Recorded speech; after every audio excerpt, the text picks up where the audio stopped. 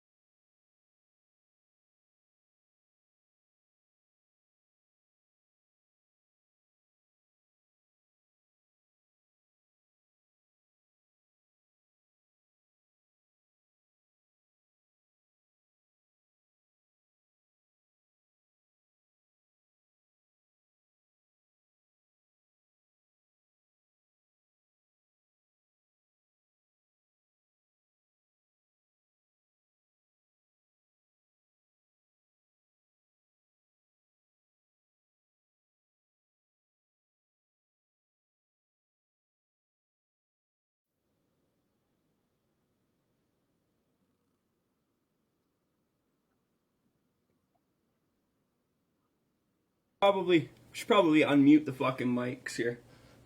Ah, Beautiful. We're good. We're good. So, hello everybody. Thanks for joining us. Welcome back to another episode of Trash Talk with Nate Trash.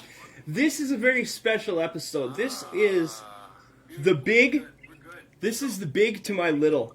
This is Big Nate. This is the one and only Big fucking Nate. I am very excited to have him chilling with me today. I got my special fucking glasses on for the occasion. Nate, how you doing, buddy? fire it up. Double Nate. Double fucking Nate action, man. I don't know if the people are ready for this. I don't know if they can handle it. So, for the people who don't know, this is Nate Reno. He is the owner, co-owner, co-founder of Big Nate Productions. Shout out to Nancy. Mm-hmm. He's also the founder of Calgary Metal Fest. Rest in peace. Maybe come back in the future. We'll get to that later.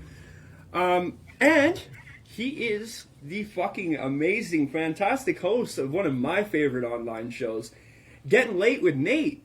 Hell yeah, man. Nate, how you doing, buddy? Thanks. The floor is yours. Well, thanks a lot for having me. I've been watching you build this here. It's pretty cool. And thanks for having me on. And thanks for watching the show, everybody. Thanks to those that watch my show, watch your show. Thanks to Nate. I know he's helping you. Shout out to Nate Bonnet, the triple Nate. Yeah. Nate 3. I mean, I don't know. I don't know what else to say except thank you. You're And welcome. cheers. Cheers, buddy. Fucking cheers.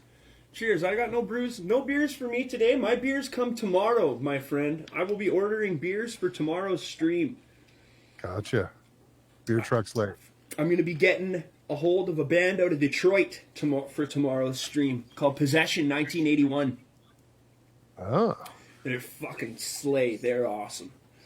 good times. Yeah, buddy. So, the show. How's Getting Late with Nate?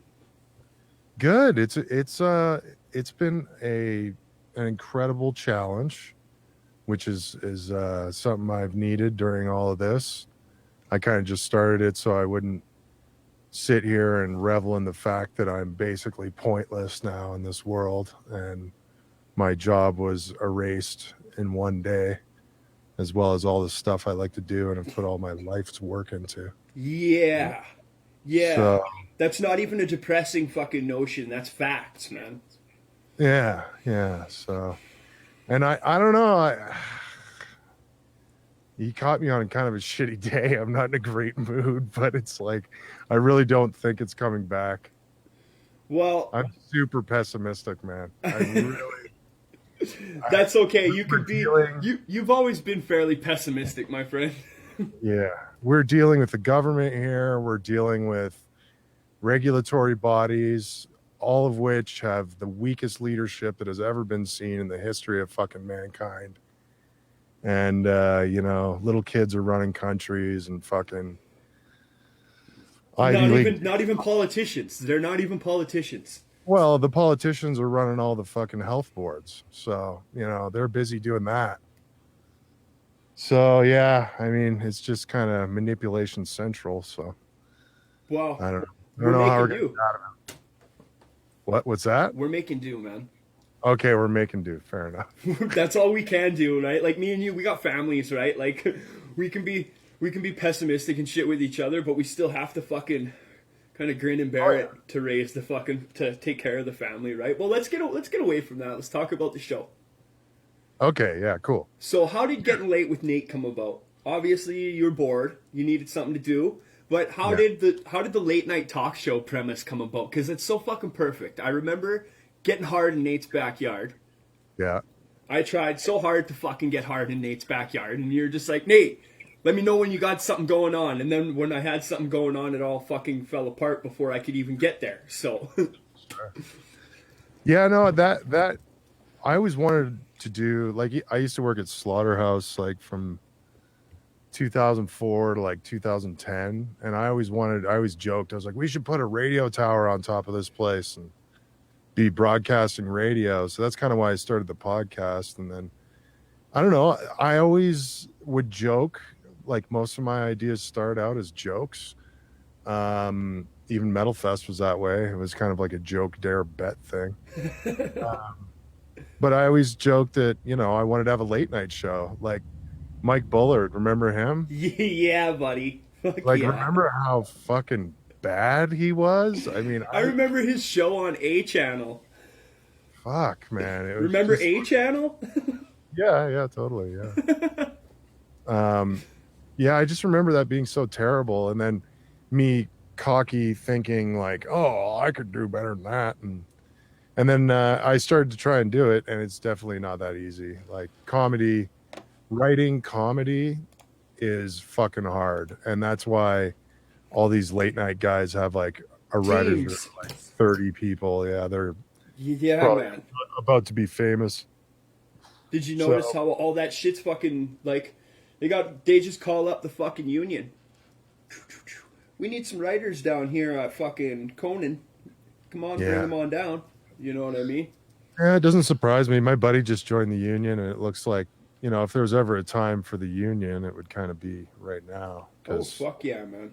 Oh fuck I yeah. mean, I was always never in the union doing my stuff just because there was so much work that, like, not that I had anything against the union. I just didn't want to get bogged up in all the paperwork and bullshit.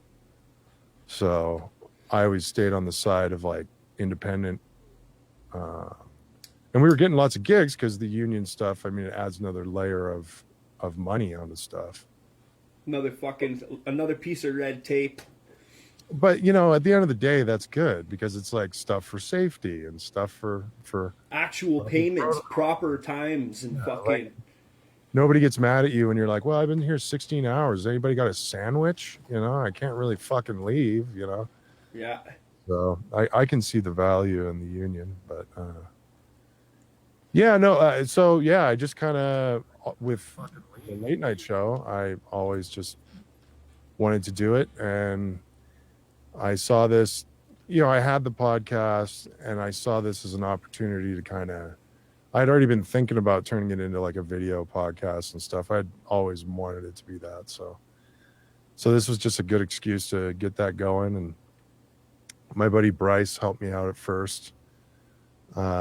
He was helping me. He had the big crazy computers and he was further down the rabbit hole as far as know-how than I was at the time anyways. But then, yeah, he ended up moving out to Winnipeg and stuff, and I just kind of bought the whole rig off him and just kept doing it myself. So. Fucking score, man. Rock and roll. Let's talk about the segments that you got.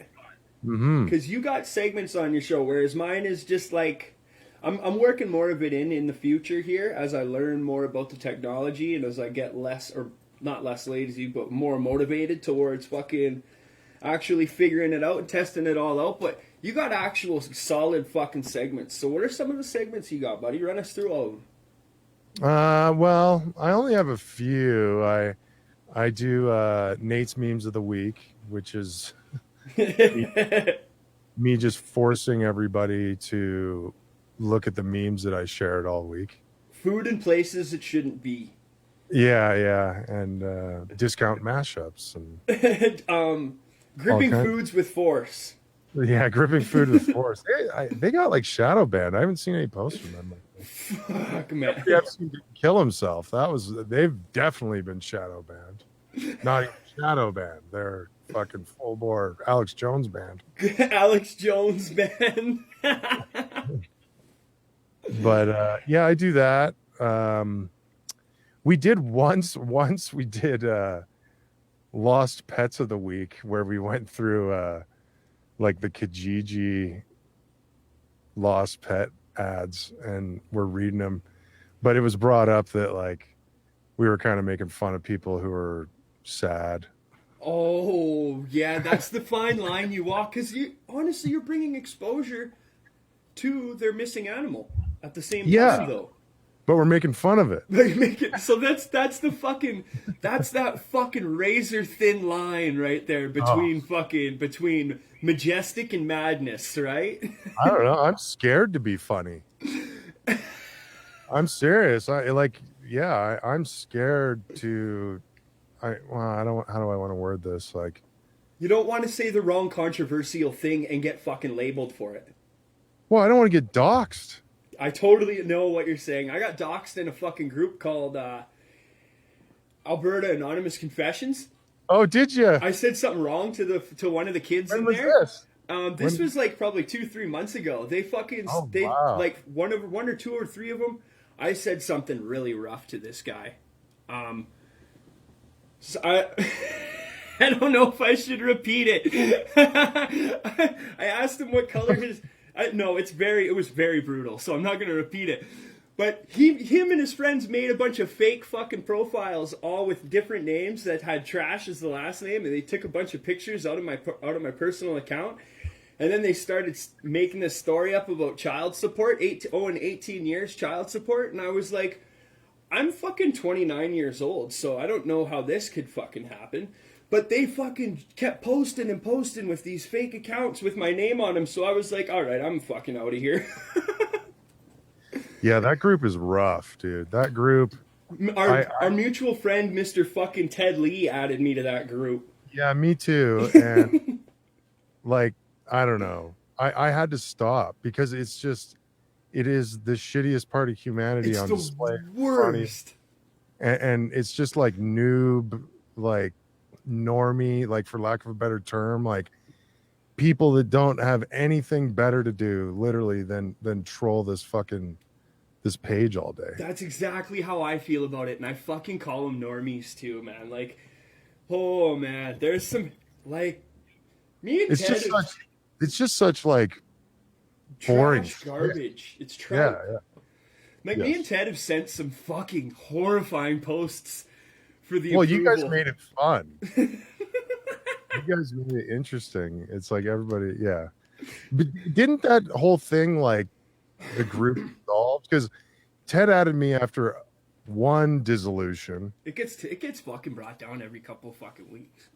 Yeah, is it? Yeah. Like, see, that's how much of a cesspool that fucking place They got a core Discord, and they were like fucking trying to send us fucking links for the Discord. I was like, fuck off. Yeah, I don't get Discord yet.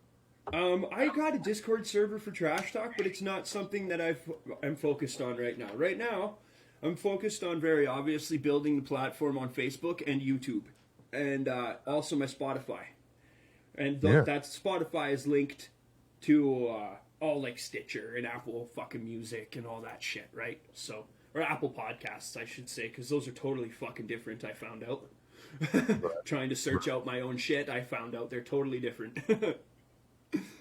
But yeah, definitely focusing on building platforms before fucking just trying to get on everything and then trying to like just weekly build everything. I don't know how to fucking put it. I got a plan in my head and I'm just kind of going with it. What platforms are you on? I do my personal Facebook page. Yeah, we were talking about that, Streamlabs. Yeah, well, it's done through Restream technically. But Oh yeah, Restream, but you don't pay for it, so that's why it doesn't go to the Gettin Late with Nate page. yeah, exactly. I gotcha. I was thinking of paying for it, but I don't know. I'm not ready yet. I want to get my website ready so I can try and push make that be the main source that everybody watches it through. And then you can just go from the website to the stream out to everything. Perfect. I totally know what you're saying. So that way, if everything gets removed, I still have it on mine. So I do Facebook, Twitch, YouTube, Periscope, and DLive. And one guy has watched on DLive for about 10 minutes once. Huh. I've never even heard of DLive. Yeah, it's like another Twitch. It's a gaming kind of, but I don't know. I think it's based out of Japan. I'm not sure about it, but I had heard a few podcasts that I listened to were on there. So, and it was free through the Restream to just add it on there. So. Oh, killer! Might as well. Yeah. There's no harm in fucking doing it. Mm-hmm. Who knows? You might be fucking Tom Waits one day. You know, be big in Japan. Shout out to Tom Waits. Shout out to that traveling. That fucking ghost hobo fucking blues man. So Thanks to everybody who's watching right now. We got Che in the chat. We got Corton in the chat. We got AJ watching. Richard's watching. Travis Harris just jumped in. Thanks so much for checking us out, you guys. It's the Double Nate action on Trash Talk with Double Nate Trash. Nate Trash, Nate Reno, Double Nate action. Fucking rights, man. Long time coming. Good to see y'all. So, what's your favorite segment to do? And you were also talking about. I should finish about segments. Yeah, so, keep going with that. Since there's probably the same people that might watch my show on here, I kind of didn't. I'll let the cat out of the bag about my show tomorrow. So I had Dave Weiss on, who is the world's kind of leading expert on flat Earth. And he's involved with the documentary, and and that's another segment, Nate's Conspiracy Corner. So, oh my Lord! I'm actually working on redoing the intro today. I stole the Hockey Night in Canada Coaches Corner thing with Don Cherry, and I have the face swap app, and I've been trying to figure out how to put my face on Don Cherry's body. Oh fuck yeah, buddy! Intro. Anyways, but it's pretty cool. This Friday, I sat down with this guy. It was about a 54-minute interview. Fuck, I'm so stoked. And I tried to really, I don't know. At the end, did you try and take it seriously? Oh yeah, no, I had a whole page of questions, and I got through them all. And nice. He was just on. What made me think of it was he was just on the Jasta show. Have you ever watched that? Yeah. Oh yeah. Yeah, and because Steph Carpenter from Deftones was on, and he was quoting this guy and he's a full flat earther. Yeah, okay, I know about this guy. Yeah, man. Or they call themselves something heliocentrist. Oh yeah, they're not. Or is it something centrist? Yeah, I know exactly what you're talking about. We're the globists. Yeah, the ballers. He was the called ball earthers. Yeah. And so he was on the Jasta show, and there was another dude that they kind of snuck. So Stephen Carpenter was quoting this guy, or Stephen Carpenter was quoting this guy. And then he got a hold of Jasta, and he was like, "Yo, I'll come on your show." And then he was like, "Yeah, that's cool."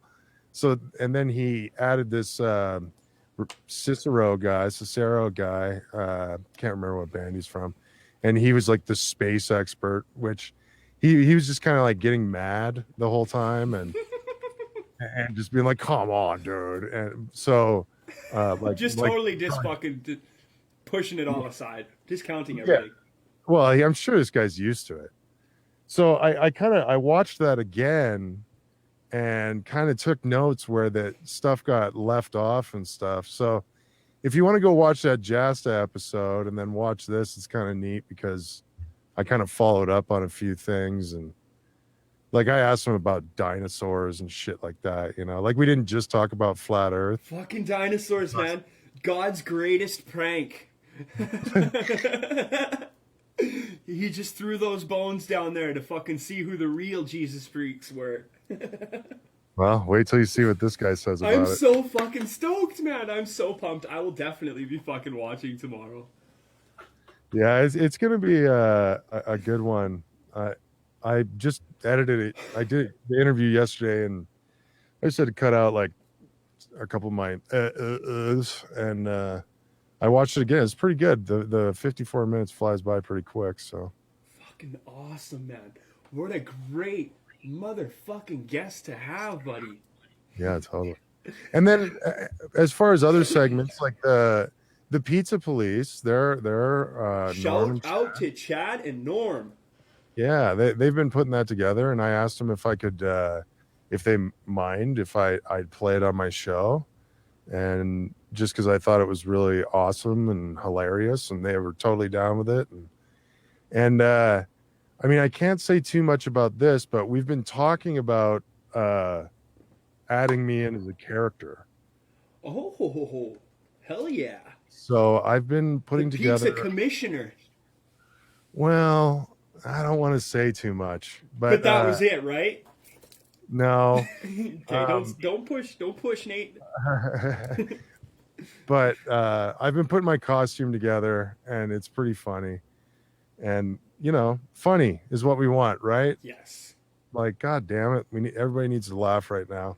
I got to talk to them about coming on an episode and doing some fucking cross promo and eating some pizza with this toothless mug of mine. Yeah, yeah. Where's the good soft pizza for the toothless guy? I don't need soft pizza. I got fucking molars. Like two of them. Then I was playing before too. There's this guy, his name's Place Boing on YouTube, and he put out some famous videos, like I think all the way back to like '09 or something like that. The But stone age of YouTube. yeah, he would take, like, he took that like Ginger Kid and he did a remix of him and added all this like dance music to it and stuff, and made it super funny and got like millions of views. If you saw it, you'd be like, oh fuck, I know that. But then he's been putting out mashups. They're like mashups. Like, he's making fun of Alex Jones. He's taking Alex Jones and putting like beats behind it. Okay, I've probably seen them then. I've checked out lots of Alex Jones stuff. Yeah, like he jumps around from weird to weird different things. So I sent that guy an email and asked him if he'd mind if I played his stuff, and he was very like, yeah, man, thanks for asking. Yeah, you can play whatever you want as many times as you want. And so awesome.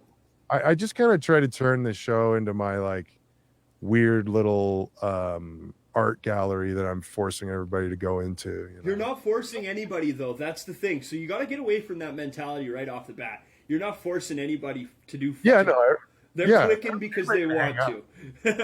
Yeah, they can hang up if they want. Yeah. Exactly. They don't gotta fucking do fuck all. Nobody's gotta do fuck all for anyone. No, that's for sure. You're right there. You fucking people like the shit that you're doing. I love the shit that you're doing. I've always looked up to you. You fucking pulled my band out of the gutters way back in the day and gave us some really fucking gnarly shows and helped me what I feel is my foothold as a fucking entertainer in this scene as well, man. So I appreciate that. Thank you, buddy. Oh, well, thank you for saying that. That's nice of you. And to see you fucking doing this and me doing it as well, and to know that it's not like trying to both be the exact same fucking thing, that's also cool too, man, because I feel like we can fucking bounce shit off of each other and like both share fucking our 20 viewers, right? Yeah, I know. It'll be nice once we get, crack the more than 20 viewers. Yeah, that'd be. What it is awesome. It's just about fucking doing stuff like this, getting it out there, promoting it, letting people know. A lot of people just don't know, right? Yeah, for sure. And everybody who is watching, who does watch, thank you so much. Yes. A couple people in the chat are saying the fucking stream's cutting off, but it's not cutting off for me. I got the stream running right beside me, and it's fucking rolling smooth. So, I think that's them. Yeah, I'm just trying. Whoops. Thank you. I'm just trying to bring this up so I can see the chat.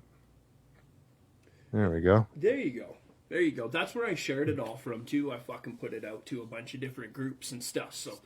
Hopefully, and I got all your links in the fucking thing too, so hopefully they'll click some of those links, man. Yeah. Those are active? Hell yeah, buddy. Okay, cool. Yeah, man. Right on. Yeah. They are when I go on my fucking, they are on my desktop at least. Gotcha. So, but yeah, man. So that's about it for segments on the show, I'm pretty sure. I want to do some I want to eventually, the idea from the beginning was that I was going to have like a monologue at the beginning, the big intro with the announcer. And like, I eventually want to have this show like in a big place with an audience and stuff. I'll be your fucking announcer. Okay. But like I was saying before, like writing comedy is fucking. It's hard, man. I'm not there yet writing fucking monologue jokes.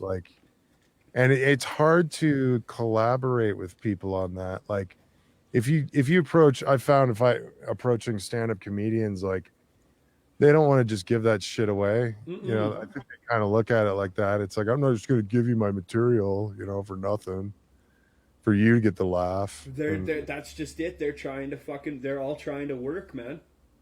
yeah, and it's, I mean, I wish I could pay them for them. You know what I mean? Like it's, yeah, it's tough doing the stand up stuff.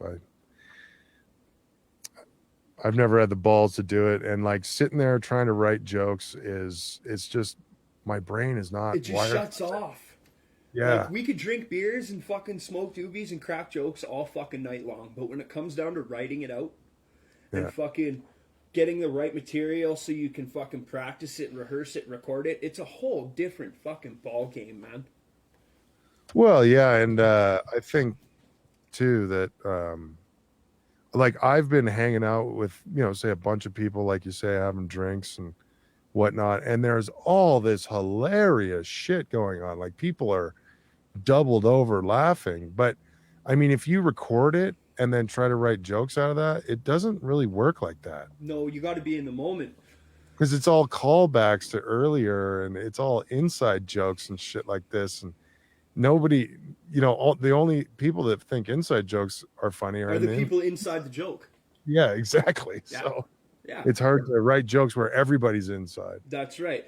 Dana just put down in the chat. She's like, Big Nate, I remember that one time I put my foot with a shoe on it into your empty shoe at Loud as Hell, and it fit. I think I still have a picture of it. What size are your feet? 14. 14, 15, 16. It kind of depends on which shoe. Yeah, some of them fit. It Those depends are what shoes, man. shoe factory in China the little kids are making it at. Fuck, it must be a fucking hell of a time finding fucking shoes. Well, I the only shoe store in the world I can go to is in Portland, Oregon, and I have family down by there. So you So, just get them to mail you fucking shoes. well, no, I mean I'd be down there visiting grandma, and Grab then a couple pairs. yeah, I've you know, because who wants to order shoes over the internet, right? I fucking know, man. I don't want to order any sort of fucking clothing over the internet, man. It's terrible. I'll get band merch over the internet. Also, everybody waiting for the Trash Talk shirts, thank you so much for being so patient.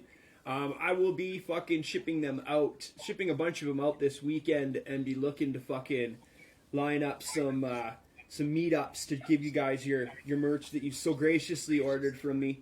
Thank you so much. We'll set up some meets here. I'll get a hold of all of you. Thank you for being so patient.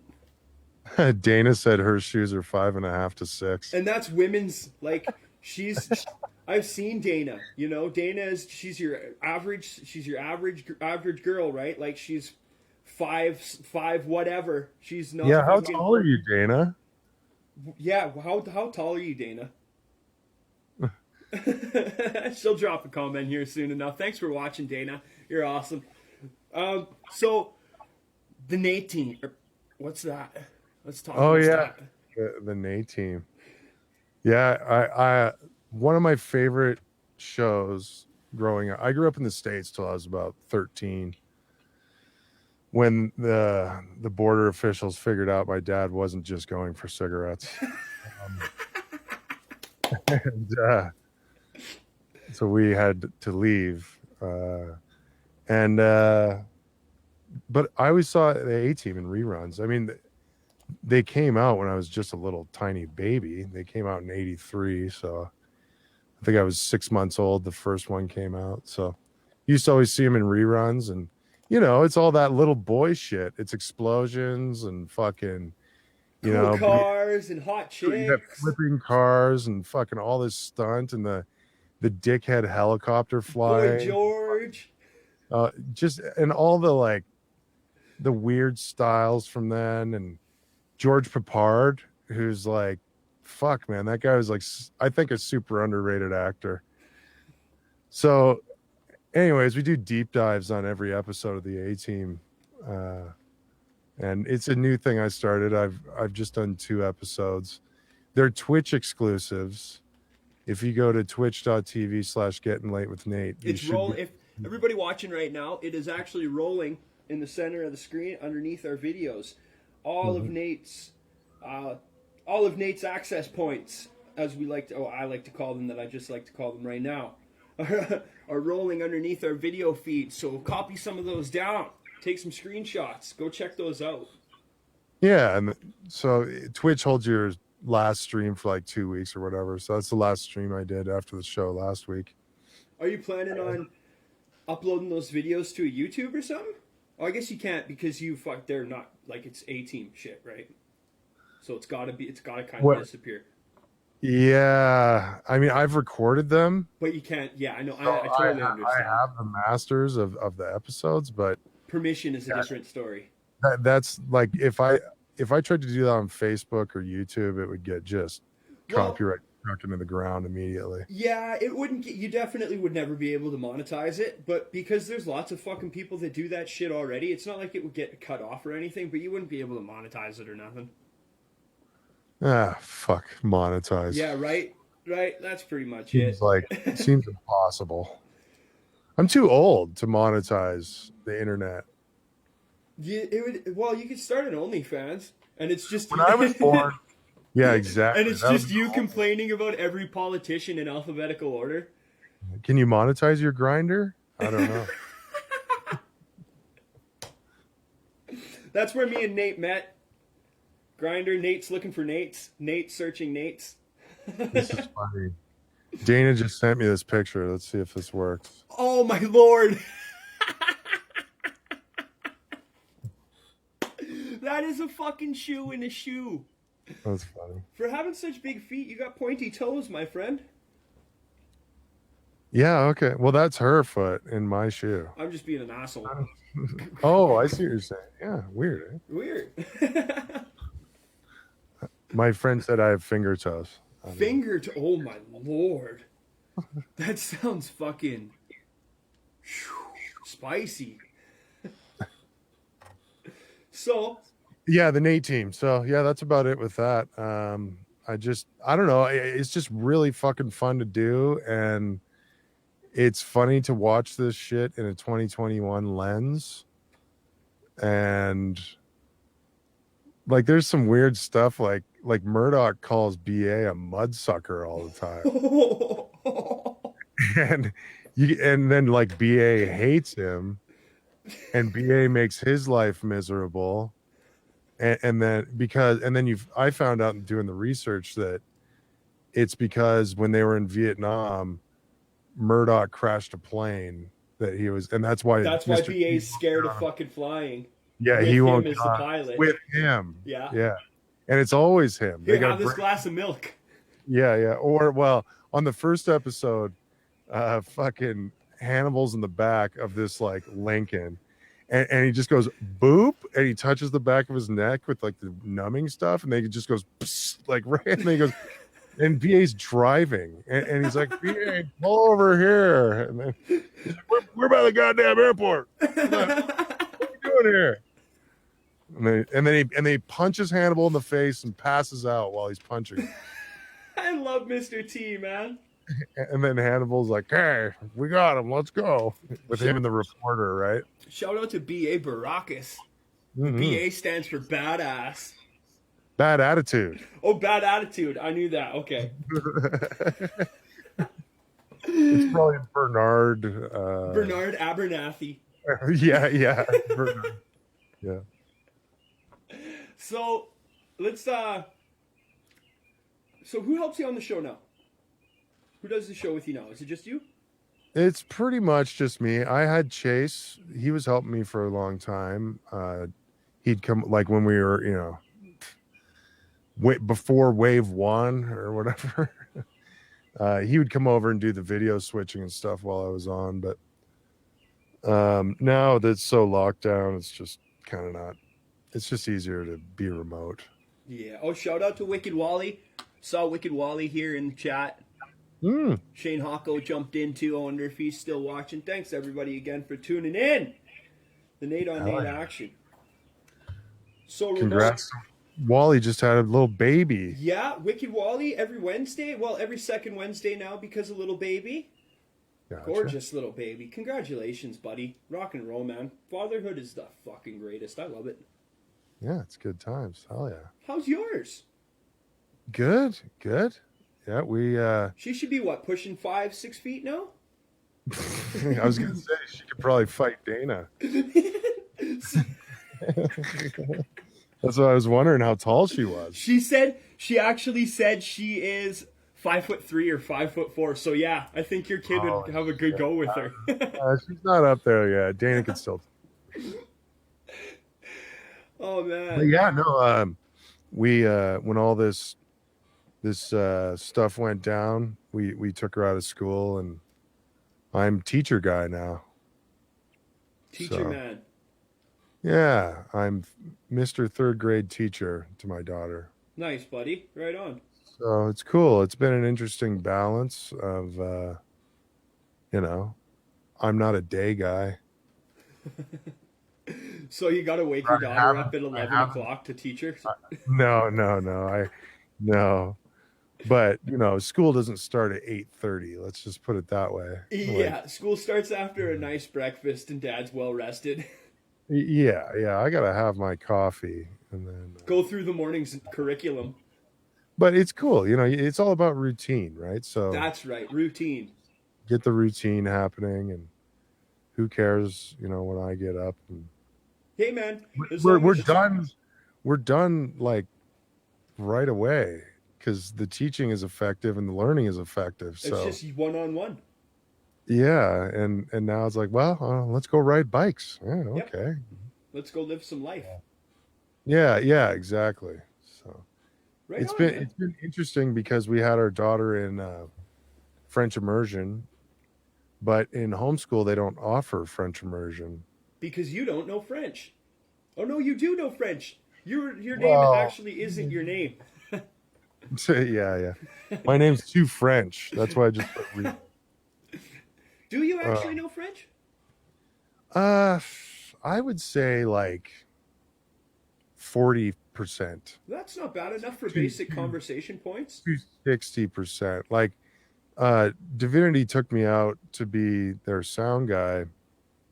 They took me on tour, but then they flew me out to Trois Rivières, this festival they did I think I remember hearing about that a couple years back. 2017. Yeah. And there's time like it's all French guys there, and I could understand what they were saying. I couldn't keep up in the conversation, but I could understand where the conversation was going. They It's get just talking really fast. that's the problem every time. Like, my wife is francophone, my dad is francophone, but I grew up on the West Coast. That's kind of where I didn't get it. So, like, when we get together with my wife's, when we used to get together in the days of yore, with family at a dinner table in front of each other, they're blah, and but I was getting to the point. I'm getting to the point where I can even keep up with that now, ish. So, actually, you know, teaching my daughter, like learning, going back to third grade French and kind of going over the basics has helped a whole bunch, right? Nice. That fun new experience, right? Shake things up a bit. But yeah, that's kind of why I brought that up about the French thing, was because we had to build, well, my wife did all of it, but she built in French immersion. She made a French immersion homeschool program Oh, fucking rad! that Shout out to that is like, JL. yeah, totally. It's not offered. She Your wife is a fucking powerhouse. oh, for sure. It's Definite crazy. shout outs to JL. She puts up I with would you, be, man. oh, buddy, you have no idea. I don't. I would be so fucked. I'd be so fucked. You'd be like, whatever happened to Nate? Him and JL broke After his up and he wife left died. him. Yeah, after his wife left him, he just went poof. He just evaporated like slowly like a puddle of water on a hot day. Fuck, man. Yeah, I'd be so screwed. She's a great wife. We just had our 19 fuck 19-year anniversary. Like Just together, hey? Wow. yeah, together. We've been Badass. married since just had our 10-year wedding anniversary in January. Badass, buddy. Yeah. So I was Congrats, lucky, man. super lucky that shit happened to me early. Like, that I met her that early on. I met her when I was like 19. So when I pretty much first moved here. So Hell yeah, man. That's awesome. I kind of won the lottery that way for sure. Fucking scores for sure, buddy. Fucking score. Well, Hmm. let's now that we're talking about you, let's talk a little bit more about your personal life. Where did it all start for you musically? Like, where did regular Nate become Big Nate? Ah, I like it. I don't know. It's funny. When around the time when we got kicked out of America, like I was born in Canada, but my parents, You you were an know, illegal immigrant on American soil. no, because my mother's American, so that Okay, yeah, okay. entitles me to American That's dual citizenship. citizenship, yeah. Well, the Americans consider me an American, but anyways, they're the only ones in the world that don't recognize dual citizenship. But um, around that time, I met a brother. I was like, like growing up, it was like the fucking Beach Boys and Elvis and Bruce A Springsteen little and bit of fucking who's that guy with the Buddy Holly? Ooh, sure, yeah, all like my mother listened to all this Roy shit. Orbison. Fuck, exactly. Roy Orbison, Shout some out to the sunglasses. Pink Floyd, but like they weren't really, my parents were pretty square-ish, so it's not like they were super like big Led Zeppelin fans or like Grateful Dead fucking hippies or anything like that. So it was pretty standard musically and then around the time we got kicked out, I met a half brother I have from my dad's first marriage, and he tried to get me into like techno and shit like that. And I was like, like fuck. It was just, I don't know. I wasn't. I tried to get into it, but it didn't. It didn't stick. And then I got into Weird Al, Oh yeah. and then Weird Al kind of opened me up to weird shit. And then I bought Aerosmith Get a Grip when it came out, and I thought that was heavy. And then Kurt Cobain blew his head off, He sure and then did. I started getting Courtney into, Love blew Kurt Cobain's head off. yeah, I wish, let's go to the tape. Yeah. So, and then after that, so we moved back up here. I ended up, we moved, well, not here technically. I was born in Mission. We moved back to Mission for a few years. And then we ended up moving to Quebec for a couple of years. And that's when I was like 14 or 15. And I remember my brother sent me Punk and Drublick, Minor Threat, and uh, something heavier. A couple of like heavy albums too. And that really got me into the heavier stuff. And then I started playing bass around that time and got really into Rage Against the Machine, and like learned the first two Rage Against the Machine albums. And then I started going to public school. I like when I started playing, I was doing homeschool, so I'd play for like 8 hours a day. Like I'd get my school done in like an hour or two and just play for like minimum 6 hours a day for the first year I played. And then uh, started going to public school, started a band, and we had like 2 or 3 hours of covers. We had 3 sets of covers and 1 set of originals. And we were playing like all the shitty, well, they weren't shitty, they were fucking rad. All the like, high school parties that nobody's supposed to be drinking at. We were getting paid in booze. It's Fuck fucking rad. yeah, that's the fucking dream right there, buddy. Hmm. That's world class white trash's whole career. Yeah, fair enough. Yeah, it kind of just continued on that way for me too. Yeah, and then I couldn't graduate from high school in Quebec because I didn't have the French. Like they really stick to it there. And if you can't basically, if you're not fully bilingual, They kick you the fuck out. well, they didn't kick me out. They said you can leave if you want. Like we left kind of on that alone. So I ended up going back to Oregon for my last year of high school, and it was hilarious. I was going to school in Quebec, so I had all these French credits. So I was like way ahead. Like I think I had to take like one class my last semester because I had all these credits. And yeah, I did my last year of high school, and then I lived down there for about another year and a half, and then I watched George Bush steal the election. And I was like, there's no proof of that. yeah. And then he went out and did all this humanitarian stuff all around the world. Yeah, fucking George Bush saving the world, right? Oh yeah, Which one? 1 million dead Iraqis at a time. They're both of the Bushes were so fantastic.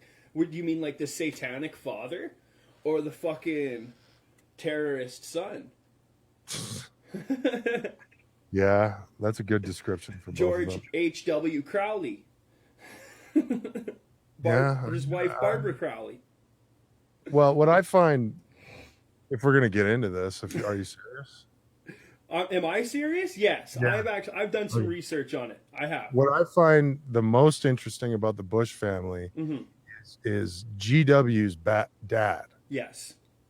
Because if you want to talk about Nazis, Prescott.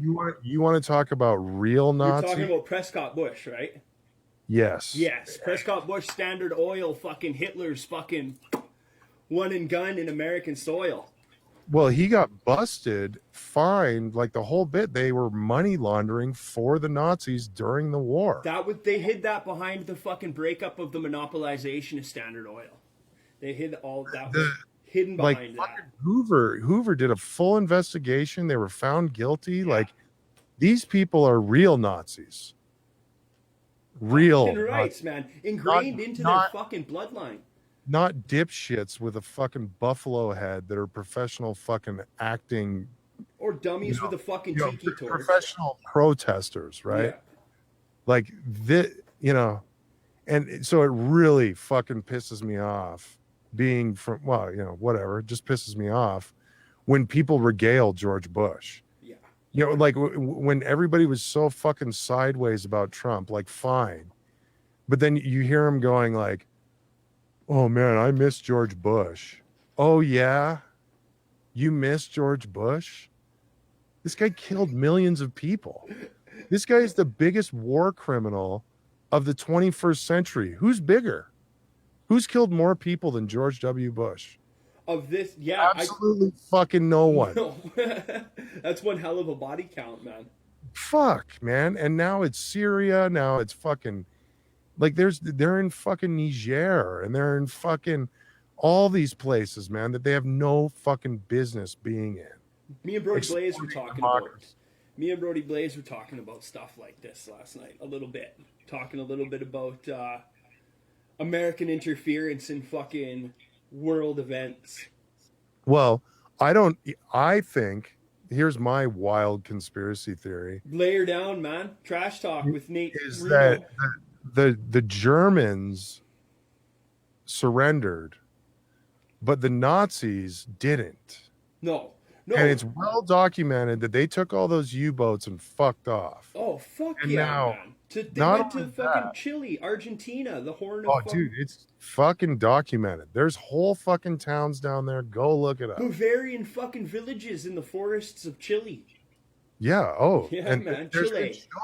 Shows on fucking Discovery that are, seasons long, hunting Hitler. That was a good one, man. That guy was on Joe Rogan. They're all down in fucking South America, and there's all these stories. Yeah, a U-boat came up in the bay, and all this stuff. So my point is, though, that the Nazi idea and the Nazi party, like they're still around. Oh, and yeah, they just shifted borders. And I don't want to get tagged as some letter anon. Yeah. But like, I do believe that they are the deep state. Oh, fuck. That's the real deep state. That's what we're talking about. The real deep state is fucking legacy installation into government fucking programs and government fucking agencies. Like people who have been there for years. It's big corporation and big government. Yeah. They're together. They're the same fucking thing, man. Yeah, they fucking people who the real deep state government is the government agencies of people who are hired. People who are hired, not people who are fucking elected. The people who are elected are fucking puppets for us to laugh at on TV. You don't know the fucking people who run these fucking agencies, these corporations, these fucking these think tanks and these fucking groups, these fucking corporate fucking groups that have been, they give the jobs to their family members or they give the jobs to their best friends who fucking have the same ideals and have for generations. That's the way it fucking is. Well, you know, and everybody like, well, they're barely talking about it, but a good example of that is Hunter Biden. But what people don't talk about is John Kerry's son, who's like his best fucking friend, and they do this. He does the same shit, and they're like pals, and they fucking pal around, and it's just, Exactly. and even the fact that like that fucking W. Bush won is bullshit, man. Like, what it this it's America. It's not supposed to be a fucking. This is not a kingship. This is not fucking bloodlines. This is supposed to be, That's supposed to be the birth of fucking real democracy, man. yeah. That's But what the founding anyways, that's America all was. just the smoke screen that stands in the way of the, you know, same as it always has been Yeah. with this illusion that it's not that way. Anyways, maybe we shouldn't talk about politics, So, but yeah, we're going to jump back over to music. okay. So, what was your first like serious band? Probably that one in Quebec. We'd never heard of Martyr, and we called ourselves Martyr. I think we were talking. Me and you had talked about that Yeah, because I was talking about fucking the tech death band Martyr and their fucking album Warp Zone, yeah, they're and killer. you're like, I was in a band called Martyr, Yeah, that nobody knew about it. Yeah. but it wasn't that Martyr. If you went to the one school, you would have known us. But Nice. and then yeah, that was tons of fun. Like I say, we had quite a repertoire.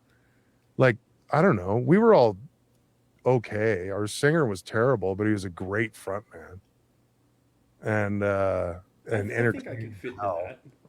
And, well, no, you're a really good singer, I would say. But he was just our friend that we wanted in the band. We didn't care, right?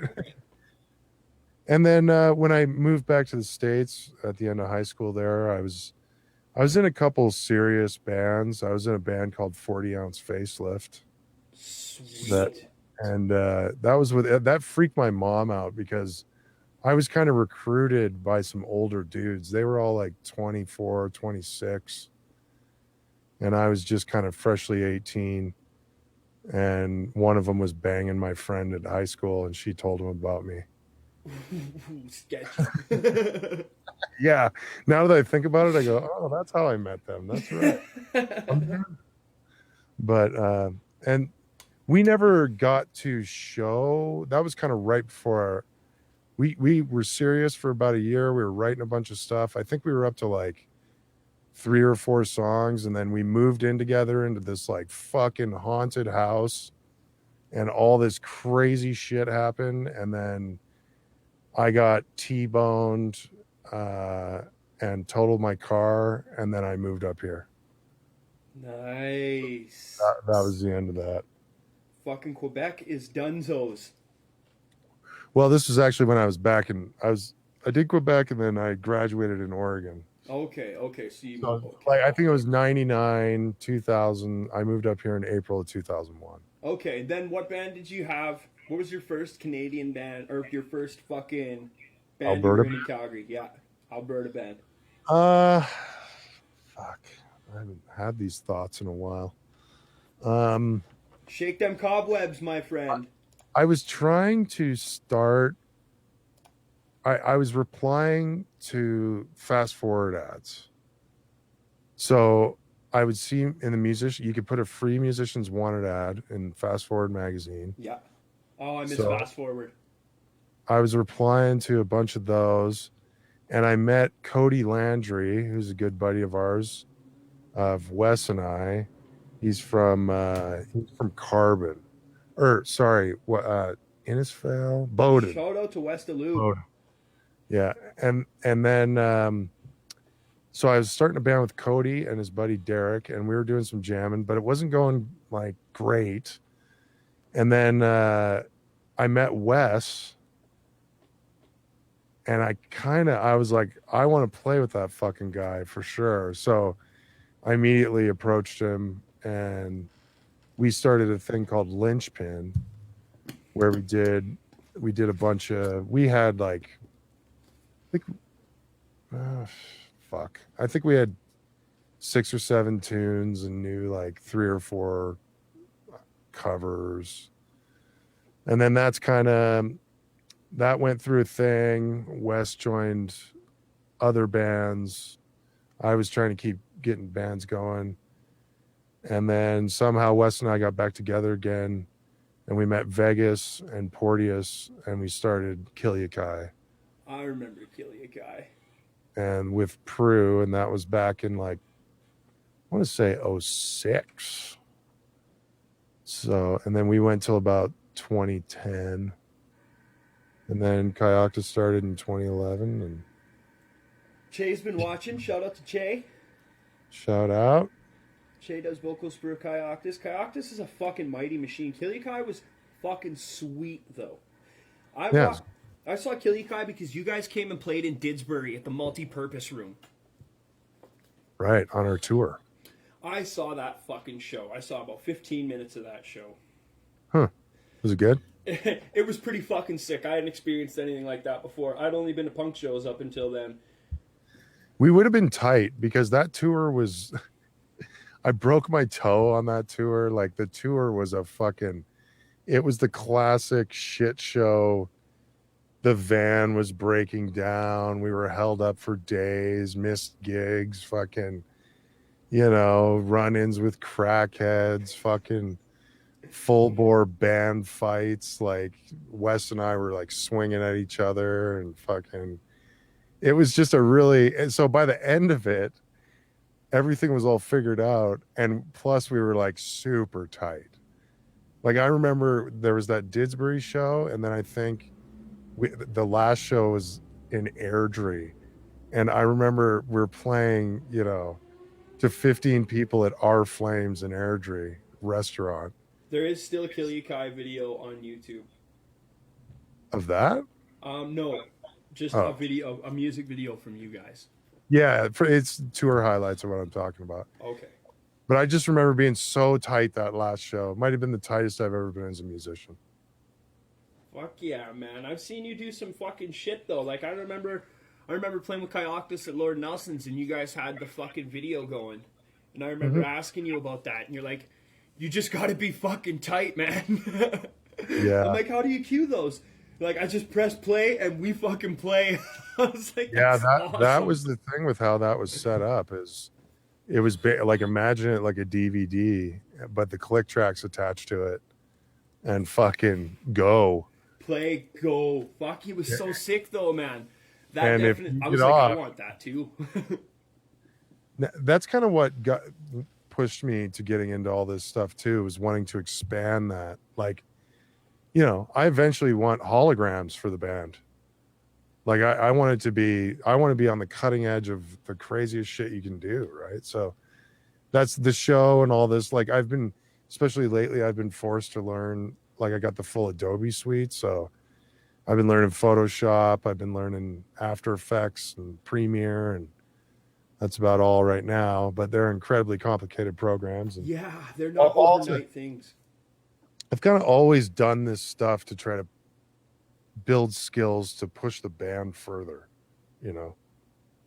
I've always, even like being a sound guy, it was like just fed up with shit sound guys, and well, not shit, more so like guys that just didn't give a fuck.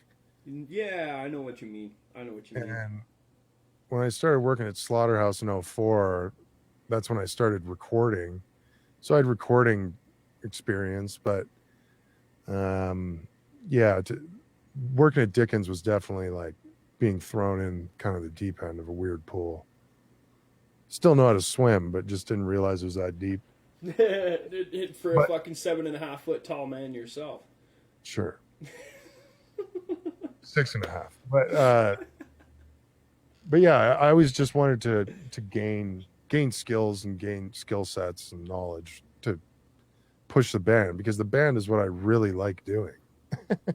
Yeah. Everything, and I figured if I can pay my rent, whilst doing what I love. I mean, I can't say I love being a fucking live sound guy. I can't say that. Yeah. There's a reason those guys are mad, dude. It's it's fucking dealing with artists is fucking annoying. I'm just gonna say it that way. I've probably given you a fucking run a couple of times, being a drunk No, ass, not knowing what I'm doing. well, maybe drunk, but it's like I don't care if you get up there and sing. I don't give a fuck about it. But it's the I can't hear myself. Like fuck. Well, you're Don't not talk talking. during sound check. It's like I can't hear myself either. I can't. I don't know why I can't hear myself. Well, if you put the mic in front of your face, so and I don't know. I was built to be a sound guy because I'm really snappy for shit like that. Fuck. No, we've had good experiences. You've always been the best sound guy for us because you fucking knew how to make our shit sound good no matter how wasted we were. No matter how fucking much Darcy fiddled with his fucking shit, you were able to make us sound good. Yeah, no, for sure. Darcy's It's good to be able to do that. Like it's fun to be. I like that part of it. I like it when the band is like crushing and tight and everybody's playing. Like that's all that really matters. Like it's kind of annoying when you get sometimes you get people that they're rolling up with these like expensive amps and like I always promote people using their own mics, but they have like expensive mics and all this stuff, and then they get up there and they suck. Like honestly, yeah, so man. now it's just suck on loud. Like $10,000 worth of fucking gear doesn't make you a better fucking musician. mm-hmm. Oh man. I'm just turning up the source. I mean, that's really, you do some equalization, some compression but if you start laying all that stuff on like stupid thick, I mean, it just sounds like shit. So Fuck yeah, the man. band, like if it sounds good, it's because the band is good. It's not because of any sorcery or magic I'm doing. Fucking right, buddy. I mean, there is some of it. If you don't know, it's magic.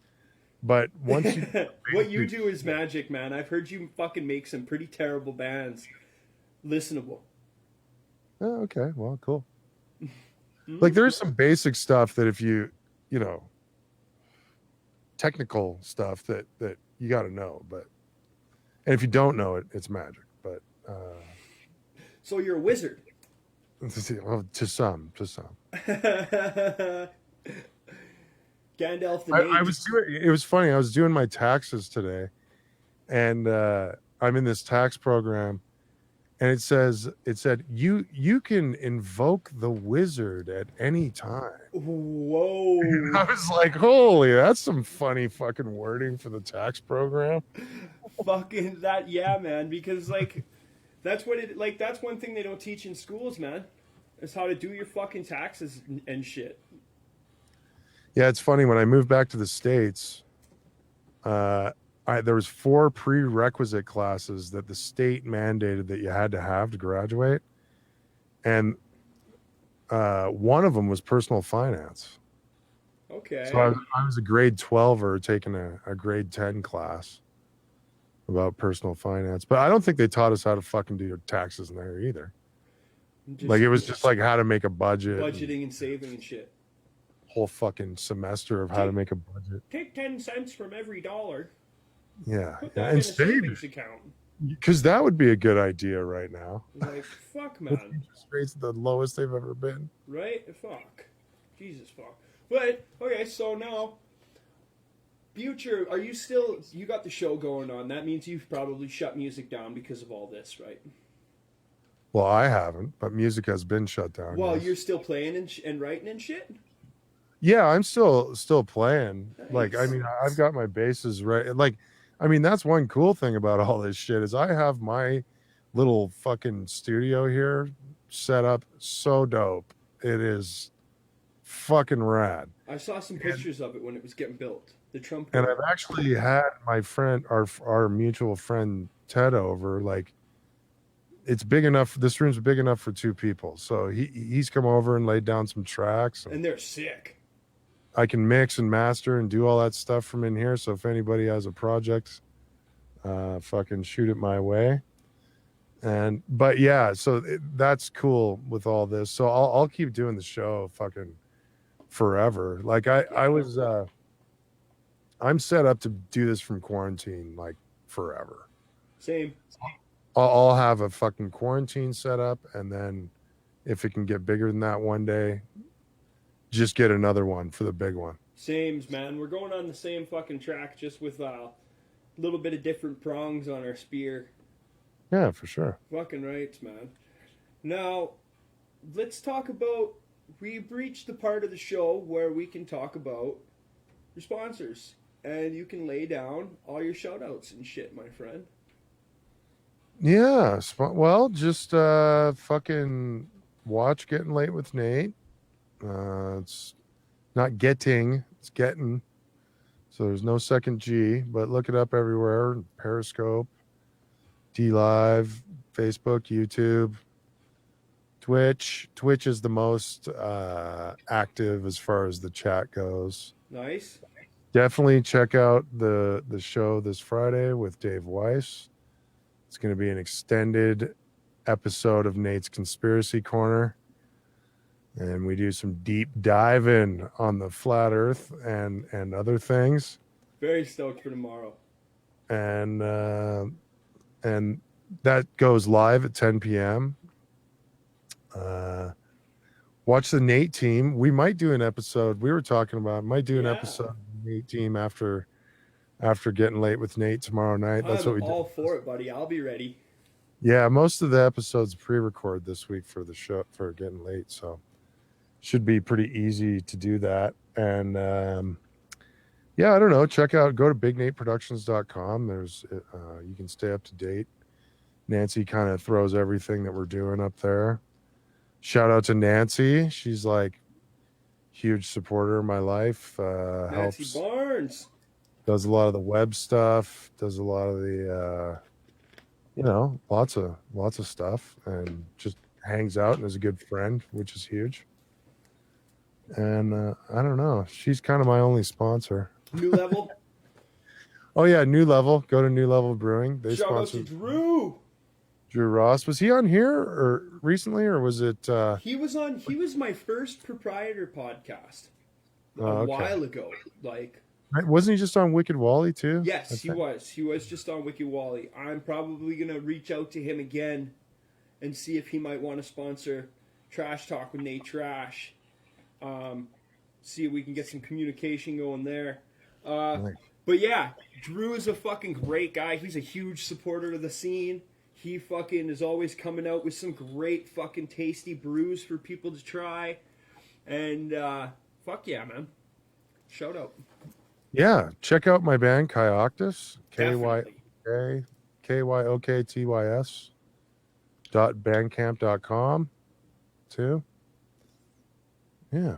Go like and subscribe the YouTube channel. That's, you know how that is, right? Fuck yeah, both. Hit up both the YouTube channels. They're in the description of this stream. Please subscribe to both. Yeah, like hit the little bell too, so you know when we go live and all that stuff. That helps with all the algorithms and subscriptions as well as notifications, people. Yeah, and Getting Late with Nate too. I feel like I mean, not that this is special to me or something. It helps if there's people in the chat, right? It helps if there's people chatting, and I'm in there. Lots of the segments sometimes are pre-recorded, but I'm still in the chat trying to interact. So come interact in the chat. But you can also see all of my past episodes. May 15th will be a year of Getting Late with Nate. Hell yeah, man. So we're at season 2, episode 11 this week. So I think that's something like 37 or 38 episodes or something like that. I think Trash Talk passed a year. I want to say February. My first My first interview was one of our old friends, Mr. Ryan Boyko. Nice. Yeah, that was a while back.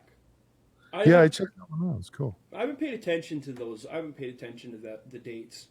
I don't know why. That was Probably should. pre-video though, right? That was Yeah, that was pre-video. I did a bunch of interviews before I had video. I actually recorded some video of like interviews just like with the filming the guests on my couch, but I couldn't figure out how to fucking edit the videos and sync up fucking audio, and oh yeah, it's fucked. it was crashing my computer, and I was I gotta upgrade my RAM and I gotta get a new graphics card, and it'll run like a top, then I can get into it. But for now, the streaming, and I just stream it, and then I download the stream, and then I fucking pull the audio off of it and upload it all. I don't edit fuck all, man. Yeah, I've been trying to the episodes that I have up are not edited. Like as far like I edit, like I say, I'll edit my hums and haws out of the interview I do. Yeah. And then but live, I do it live and then it all goes out unedited ish.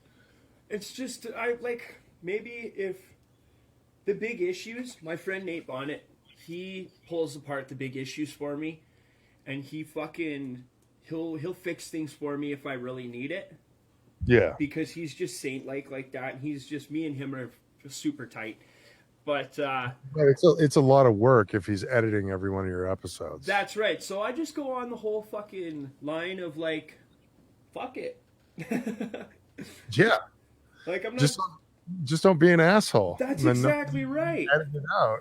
Exactly. I don't have to worry about it. I fucking I'm not predisposed to saying shit that needs to get pulled out so it doesn't fucking fuck with people, right? Yeah, exactly. I'm thinking I should put the language warning.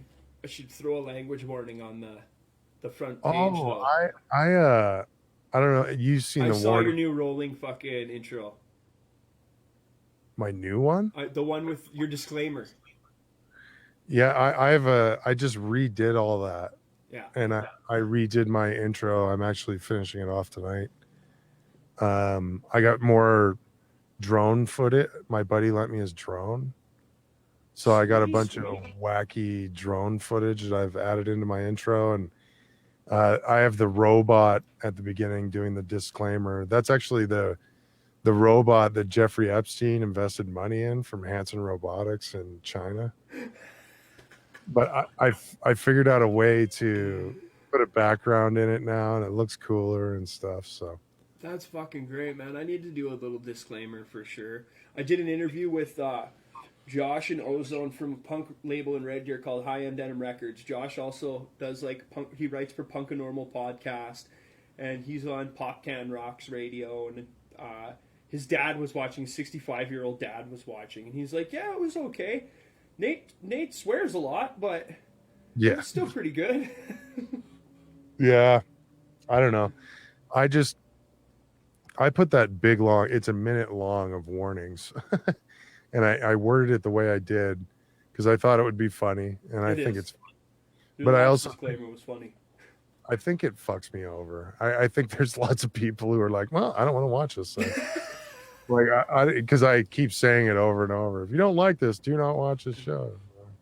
Say it like fucking 12 times, then people are like, fuck you, I'm not gonna watch it. Fine, you know what? Now that you mention it, that last one was the one. That last one fucking really nailed it down for me. I'm not watching. But at the same time, I mean, like, I haven't gotten any kind of backlash. I mean, not that I try to cut the dinner table talk out of my show. Like something like this, we're going different places. It's totally different. But yeah, I don't know why I'm trying to stick to this like TV model of what a late night show is. Nobody watches them anymore, and they're all what we're doing it now anyways. Exactly. Like Seth, I watch Seth Meyers. Yeah, they're all Zoom shows. And yeah, he's just fucking like one of my buddies, Chris Cowan, shout out to Saint One Media. He downloaded the same program that like they all use. It's called fucking it was something live broadcast, but not open broadcast, right?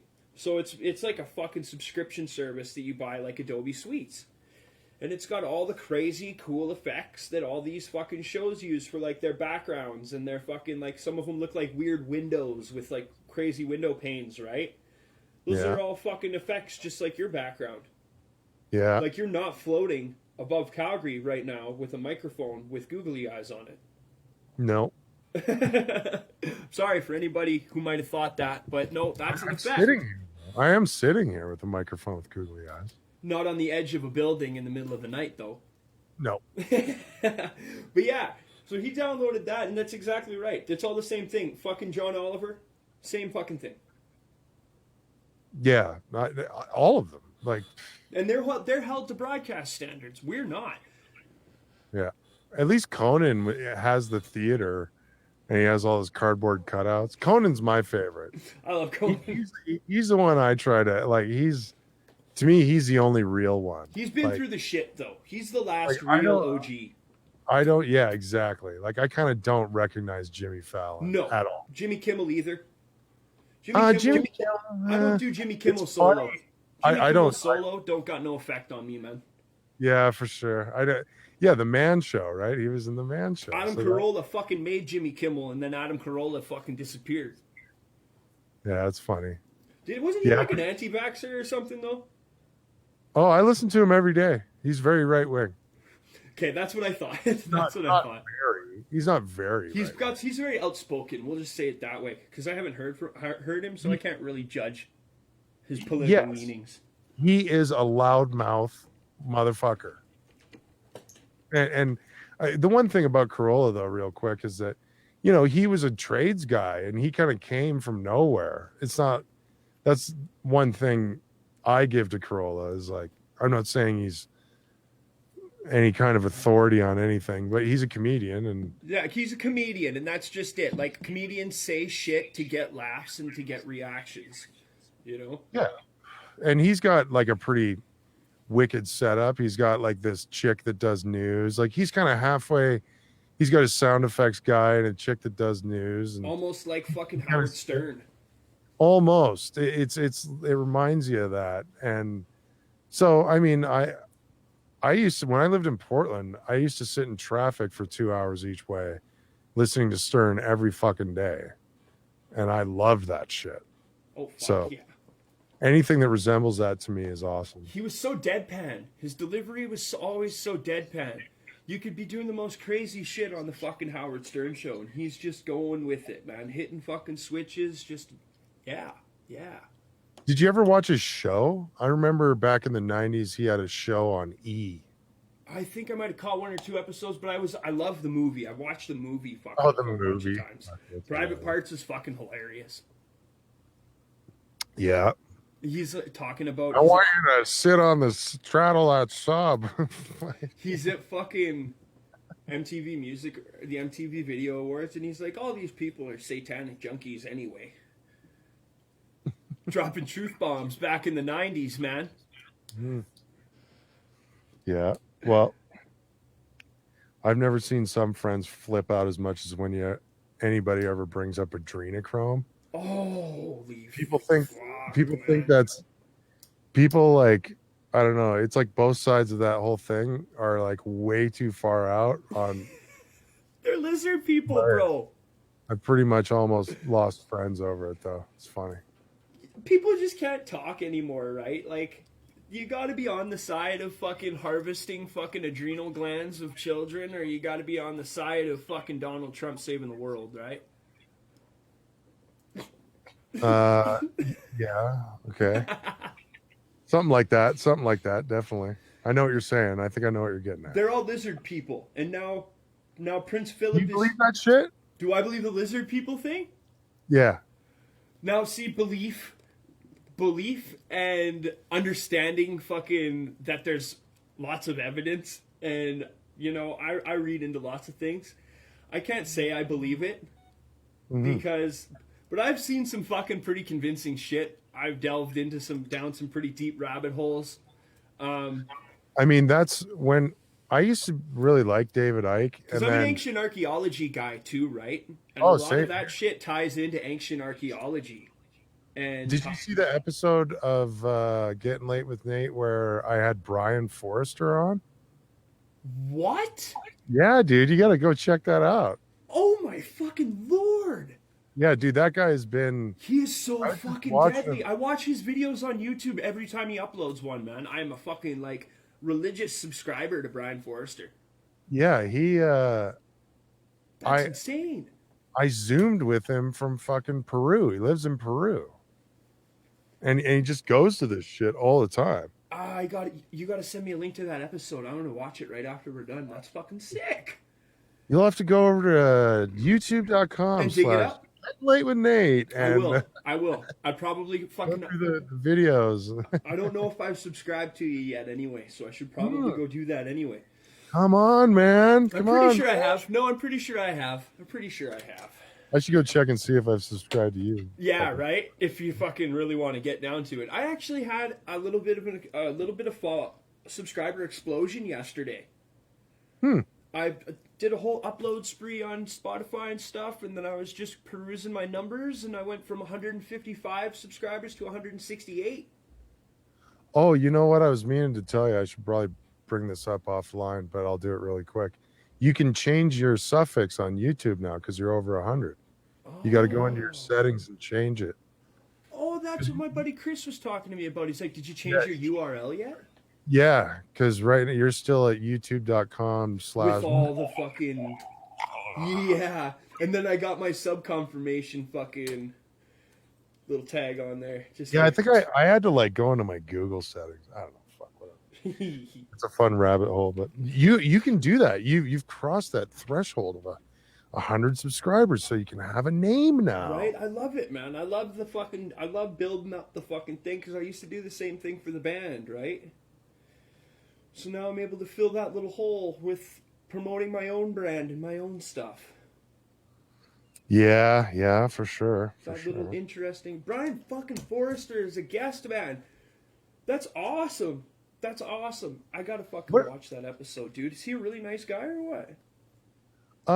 He's old, He is and very old. he. I mean, I sent him an email, and he responded within 5 minutes and was like, "Fuck yeah." And same thing with the guy that I'm having on Greg tomorrow. Weiss or Gary Weiss or whatever. Dave Weiss, because when I watched him on the Jasta show, at the end, he was like, I will go on anyone's show. Just send an email to here and I will fucking go on your show. And I was like, no way. I'm sending this fucking guy an email. And it took me, like, I watched this on like Friday. And then I didn't send him an email till Tuesday. And he responded within 2 hours. And he happened to have a slot on Wednesday, and I was like, "Fucking, let's do this." And Sweet. this Dave Weiss guy, he's really good. Like, he's like, go to my schedule app. He sent me the link, and it was just like, pick whenever you want. Wow, and then fucking, he sent me, all the images, and he's like, I'm gonna cross promote you. Send me the links to here, and no. Sweet. So that should be fun. Hopefully, we kind of break a record on Friday here. That'd be cool. I am gonna make sure that I bump the shit out of it when I do my stream tomorrow because, as you know, my streams are around 7 o'clock, 8 o'clock, so they're well Sure. before getting late with Nate. Right. So I will bump the shit out of it on my stream, and I will get everybody to fucking go over, and I will share a bunch of links because I want to get in on the chat on this. See, that's why you got to get on Twitch, Nate. I do. I am on Twitch. I will be on Twitch. I will get on your Well, then, Twitch. okay, then raid my channel. Well, I don't Do you know have how a to do Twitch that? yet. I don't have a fucking Twitch Oh, stream yet. I'm getting okay. me and Nathaniel are building my Twitch stream. Okay, cool. Yes.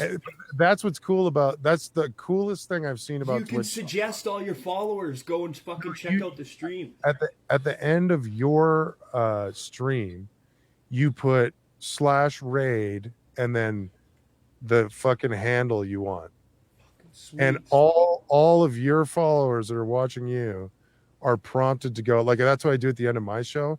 I flip it over to Dickens, and then you go on Dick because Chris is doing the like hang the DJ stuff. Chris has been Like, killing it.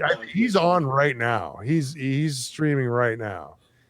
But yeah, you just go like /raid space at Dickens YYC, and now the 10 or 1,000 people that are watching, go over and then he can see that he's been rated. Sweet. And he gives a shout out on the mic, and that's pretty cool. That's the coolest thing I've seen about Twitch so far. I gotta get on Twitch this weekend. This weekend, I'm not doing no streams or nothing. I'm gonna try and get these shirts delivered and mailed out to the different people who've ordered them because they've been waiting for a long time. Super patient. Thanks again, you guys.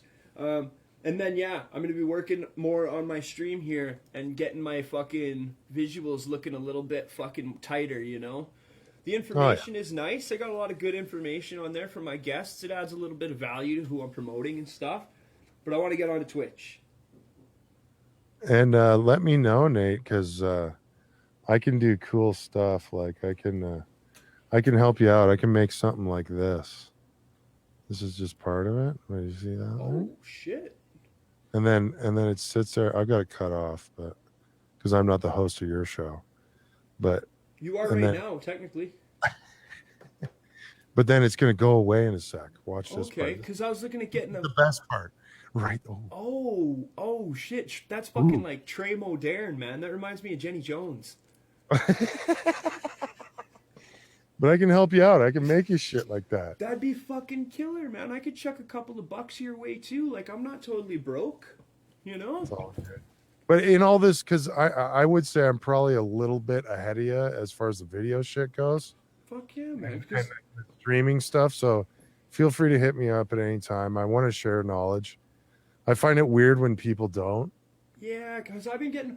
Me and Nathaniel, like I said, we go hard. Chris Cowan from fucking St. One Media, Cowan McCart podcast, he helps me out too, but his knowledge is far more on a business level. So it's hard to... Just to say, it would be the same thing as like asking you to come do sound for my show for free.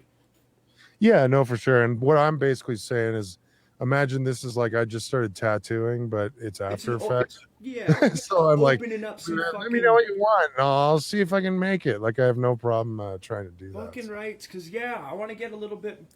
Like I added the intro card with the timer and stuff, and I've got all the new. I saw that. That's pretty cool. Yeah, I got all the new fucking tickers and stuff rolling with all the information, and that all just came off of YouTube videos and stuff. Yeah. What are you doing? Oh, sorry. What's that? What are you doing musically as of late? What am I doing? I'm playing guitar. Really? I'm going to start taking lessons from DJ. Oh, yeah, cool. Yeah, I got really good. I got a Jackson soloist from fucking Greg for $100 like a couple years ago. And it plays like a dream. And I got a little Bagheera practice amp, and me and Russ Gauthier fucking did some grindcore a couple years back. And yeah, man, that's where I'm headed. I'm headed down the guitar realm. I've done a couple guest vocals though. I recently did a guest vocal on a song called God Zero with a hardcore band from Red Deer called Yumi Yokai. They just released that a couple months ago. Probably like a month and a half ago.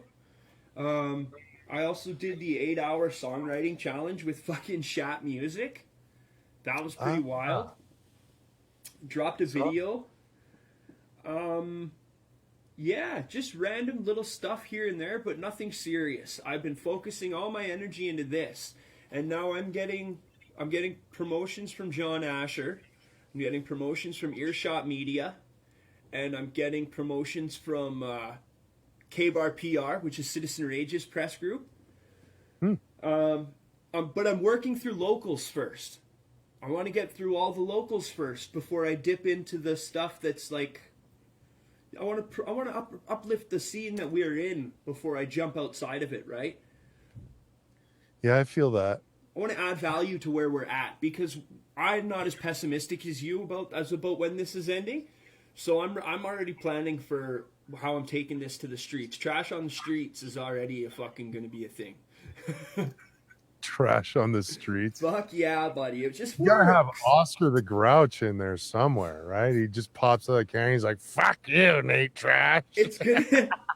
There's gonna be something along the lines, man. Who knows? Like this day and age, if you just reach out to somebody honestly and politely, like I could probably reach out to Henson and see. Reach out to Henson. Open up the fucking lines, right? Reach out to Sesame Street and be like, "Hey, I know I'm a little bit rough around the edges, but so is Oscar. Let me license his character for a couple of shows, please. I was gonna say, $10,000 later. yeah. It would be one of Jim Henson's assigns, I'd imagine. No, I got a shovel, man. I can go find Jim. Yeah. Hey, Jim. Hey, buddy. You said yes. You signed. Well, they do got Jim Henson actually does have the dirtier side of it because they did that fucking one show with who was that? It was fucking Melinda McCarthy. Is that her McCartney? name? That one fucking actress Linda McCartney? the one from the Ghostbusters flick. Oh, fuck. I don't know. She was in a fucking. There was a puppet movie that was recently released, and it was like a fucking dirty ass film noir cop movie. You remember that? I'm sorry. I should be more up to date on pop culture having a late night show, but Well, I'm really not. This movie was dirty and it was fucking gross, sex, fucking puppet nudity, all that shit, and it was by a fucking branch of the Henson Company. So they are doing dirty shit. Nice. Yeah, I heard they're filming some epic puppet stuff that has to do with all them in town right now. I live right by Sate, right? So in the morning, going to work, I do go by Jubilee Auditorium, and the parking lot from time to time is full of fucking trailers, of actors' trailers. Interesting. Yeah, and they got like the food trailer there. They got you could fucking tell they're all pointed in on each other. There's fucking living trailers, makeup trailers. Fuck yeah, man. They're doing shit. That's an interesting thing about all this shit is that Hollywood is still rolling. Like it, I mean, I think they shut down a little bit, but Matrix 4 has been fucking kicking ass. like they've got it all figured out. I have a friend of a friend, so we're friends, but he's a lighting guy, and he was kind of explaining to me how on the movies on the set it's like zones. Yeah. Bubbles. And if you leave, you have to get a COVID test. Yeah, well, they're all unionized too. Well, see, the union is standing there going, this is what we're agreeing on. If you're by the actors, that's A zone. Yeah. You know, B zone, you're out here doing this shit. You do not come into That's right. And C zone, and like you have to get his test to get into C zone. Yeah. But B and A as well, just to make sure. Like, fuck, it's crazy, right? Yeah. Wicked Wally's back. Baby is fed and content. Good for the baby. Shout out to Wicked Wally. I knew you could do it, Wally. Hell yeah, buddy. Such a beautiful little baby. Wally, you got such a fantastic family, man. And your show is great. Like, the way he runs his show is fantastic. It sounds good. It looks good. Like, he's Top-notch production. Yeah, man. He's able to switch through. Like, I dream maybe one day I can get up to that level. It'll take a little bit, though. But he's killing it. He's killing it for sure. He's got great content. He's got great co-hosts. Rock and roll. I'll get some cool co-hosts eventually. Mr. Ted's going to come co-host a fucking episode. It's going to be hilarious. He's just going to make fun of me the whole time. Yeah. Yeah, Ted's hilarious. Shout out to Ted. I was talking to him. I'm surprised he's not watching fucking putting pee-pee jokes in the stream because it's a stream, right? Yeah. I'm surprised he must be hanging out with his wife and his child. Maybe he respects us, sort of. I don't know. Yeah, but not. I don't know. Not enough to fuck with us on the internet. He's been releasing some killer stuff. The Dirt Nap stuff he's been releasing, was that recorded with you? Yes. Fucking great, buddy. It sounds killer. Ted's got I can't believe it. It turned out really fucking good. And also, did you see the Wolf's Blood AD thing that Yep, Kyle? I fucking put that on the podcast when he dropped it. Yeah, I tracked all that. Good job, man. You're not one for tracking. I didn't do mixing or mastering, but they had a guy that this is our concept. But they got me, and we tracked that all in one fucking day, and plus some like oohs and ohs, another day. oohs and ahs, some gang folks, some hoes and yos, and some yos and hoes, and some bottles of rum. oohs and ahs. Shout out to Kyle Ball, Wolf's Blood AD, Yeah, Kellen Wazuzli. I was surprised how well that turned out too. That I fuck, It I did. It love was it. sick. Yeah, I'm able to fucking put that around to a lot of people. I do. I don't just do the metal stuff. Obviously, I'm in the punk scenes too and promote punk shit. So that's a really cool crossover. it's weird. It's taken me a long time to get good at recording, As it and should. as it always does. Like anybody that's decent has been doing it for 15 or 20 years. Oh yeah, for sure, man. I shouldn't say that.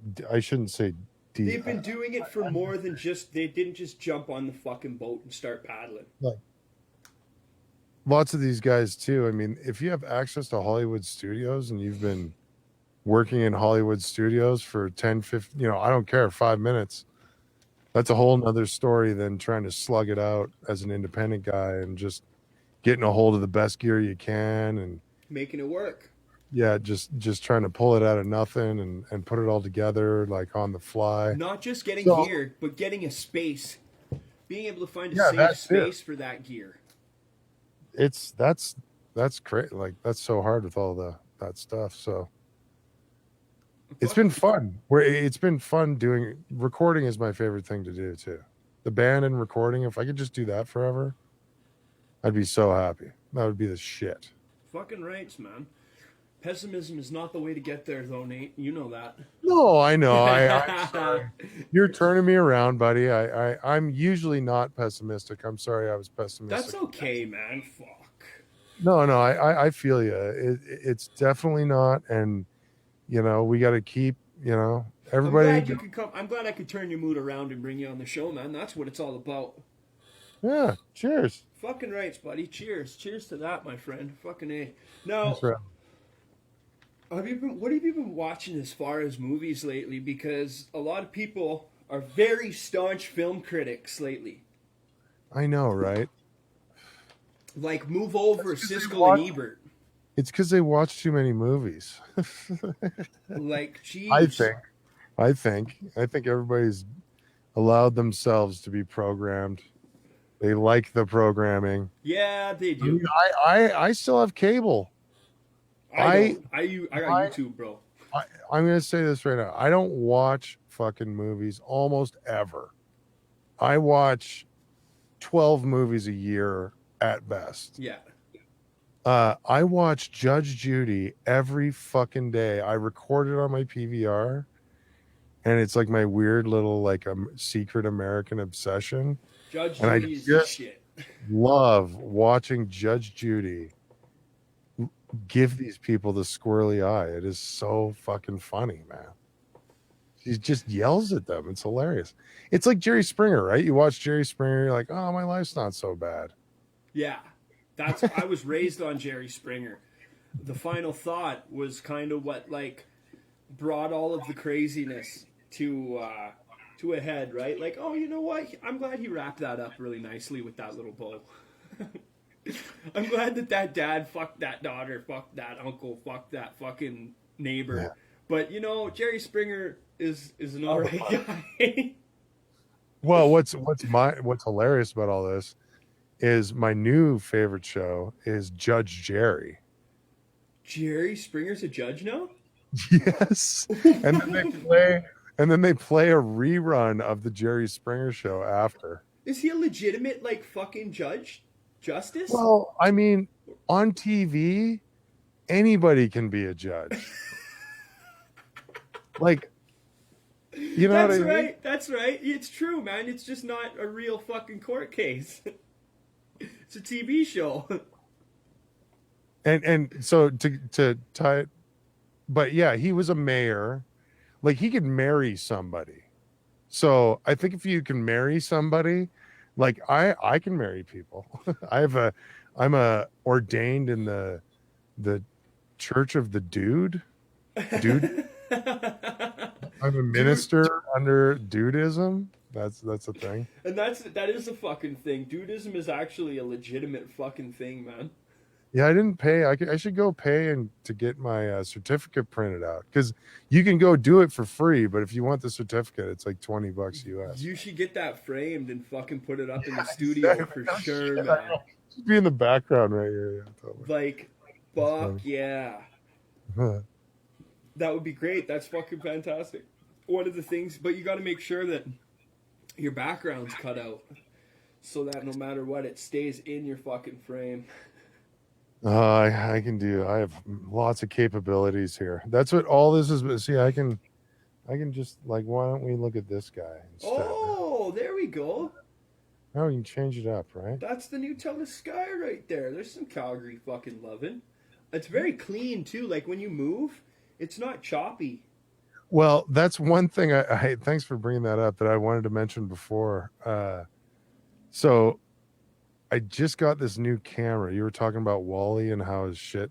We were talking about how it's well produced, and I just got this camera yesterday, and I've had a problem the whole time on the show where I would go like this, and it would like edit out parts of my head, and I'm in a tiny room, so there's like I got lights and deflectors, and I'm trying to, and then I got my green screen, but you got to light that separately, and the way the computer algorithm and na. So I thought that it was me doing a shitty job at my green screen. But then the other night I was like, I got to figure this out. It's really pissing me off. So I took all that shit off and fucking it was the camera that was doing it. Like the fucking camera on my laptop's better than the camera I was using. Oh shit, hey. So and actually so I was like, oh fuck, I'm gonna order this camera that you're seeing me through now that I think's pretty I'm happy with this. This is It looks good. I wouldn't want anything more than this really. Like I wouldn't want there to be a $2,000 camera for this. You know what I mean? Yeah, I just got to get the right piece of fucking equipment and then I can start using my GoPro. Yeah. Sure. Probably, yeah. I got a GoPro 6 But black. but with this big interview I did for Friday, I had been fucking with the old camera and then I ran out of time because the interview was at like 5 and I'm not used to doing early interviews. Yeah. And so I'm like super red and like fucking look fucked. He looks fine, but like I'm like red and like all my settings were out of whack and I didn't have because I got on with him and he's like, okay, we got an hour, like we got to do this, you know. So I was like, oh fuck it, it's fine, it's good enough. But it's going to be hilarious because I will look shittier than I look now tomorrow. And you got a high def camera. Ted jumped in. Ted's watching. Oh, he heard us shit talking Yeah, he about heard us talking shit about him, obviously. like, Somebody like- texted him. respect. Ted, the Nates are talking shit about you. Ted, where's your pee-pees and your poo-poos, my friend? Chuck them down in the chat. Like, get her in there. You're lacking. You're fucking lacking. Start scatting. Let's do it. Start scatting, Ted. Drop one of your fucking patented Dadcore copy pastas in there. I know you got a whole fucking notes file. There you go. Dadcore is a sponsor. Yeah, Have you seen the Dadcore commercials I've been playing? Yes, I have. I was actually gonna fucking talk to Mr. Ted about doing the same thing on mine, and throwing some commercials on mine and shit as well. Once I learn my technology a little bit better. I was gonna try and show one right now. Anyways, I don't want to mess with anything, but yeah, those Dadcore commercials are funny. Man. Fucking rights, man. He's not dropping no pee-pees or poo-poos. I'm very fucking disappointed. Like, what the fuck is this, Ted? I think he does respect us. Fuck. Well, Weird. Well, that's fucking. He Sure fucking fooled me. No, Ted's a fucking great guy. Shout out to Dirt Nap, the latest Dirt Nap shit. Oddfellows dropped. One of them dropped with Marrow. Recorded with Big Nate.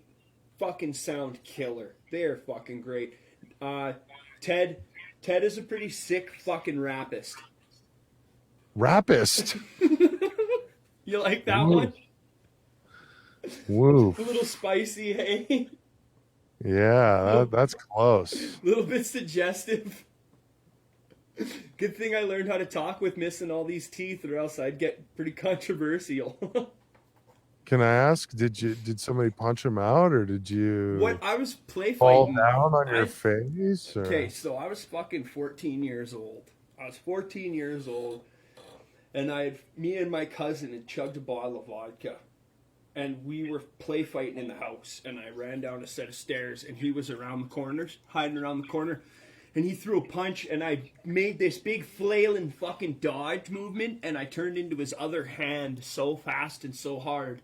It busted two of them right out, and then the third one, which was my other front one, because I don't got two front teeth and I'm missing a side one too. I pulled that motherfucker out myself.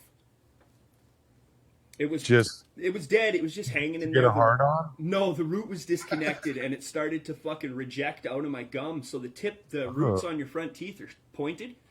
So the oh. tip broke through the skin and it fucking felt like a razor blade. So I gave it a little twist with a pair of pliers and it didn't even bleed. It was okay. Saved myself $300.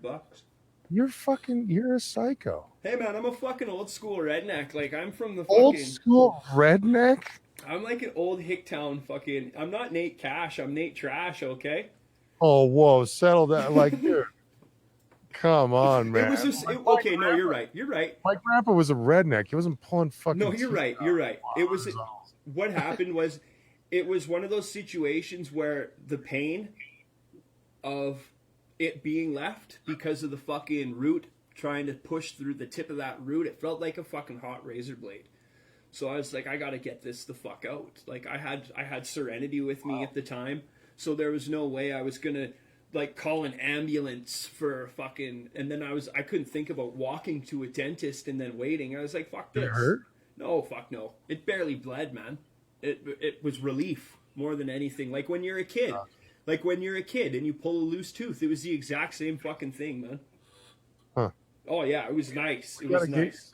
we gotta get you some gold, motherfuckers. I'm already planning on it. My company has some very solid benefits. I have just recently Oh, gotten out of a lot of debt, a lot of personal debt, so I can start looking at those kinds of options. dude, you should totally get gold teeth so that when you talk to your boss and he's like, fuck, I'm paying for half this asshole's fucking teeth.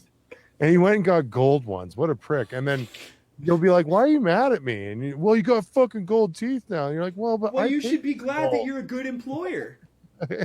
But you would probably have to pay for the gold Oh yourself. yeah, it's cosmetic, right? It would be But hilarious. that's easy because what the company would pay for is the denture, and then I could take that denture to a fucking another denturist who does like gold fronts and shit like that, and just get another denture made and just interchange them, man. Nate So Trash, Nate Class. they're not like screwing posts in your head or nothing I like want that. to get I want to get one of the front teeth screwed in permanently, and then I want to get two of them interchangeable. One with like fucking gold and silver, and then one with regular teeth, so I don't look like a jackass Because all the time. you need three, right? Couldn't you get two posts and then like a motherfucking clip on that's like, holy shit? I'm thinking about that, but Until you my eat buddy, apples after no, that? I got a friend in Mexico who's a cosmetic dental surgeon, and Woo. he said he'll do it for free. What? Yeah, so I just got to go there, and I can stay at his place. I just got to fucking pay for my What food. show is this? I saw this on a show somewhere.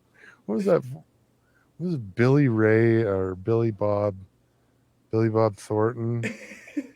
He's on a show. There's Mexican surgeons. Came out recently. No, I can't remember what it's called. But Anyway, yeah, shout out to Eddie Bones from Shadow of so Death. okay, how is it free again? He is a dental surgeon, and he asked his boss where he works. I have a friend who's been missing teeth for a while. What kind of deal would we be able to give him? And his boss was like, we'll just do it for free. It's not an extensive surgery. Like I don't Uh, have damage or anything. I just got to go get teeth implanted. oh, okay. All my other teeth are okay. Like I brush my teeth. I fucking floss with I never. I sure floss you- with a shoelace. Yeah, yeah. Plus the hockey puck. Jesus Christ. Yeah, man, I fucking all the rest of my teeth are okay. I got a molar cracking in the back, but everybody fucking does. That would be so funny to see you with Teeth. have you seen Rouse's teeth? He has those grills Yeah. Those like fucking maniacal like They make type. they like swell his face up though because of Jason Rouse's. He's fucking had a pretty intense lifestyle over the years. So his extra teeth fucking. That's what I'm worried about is because I don't have the teeth in there.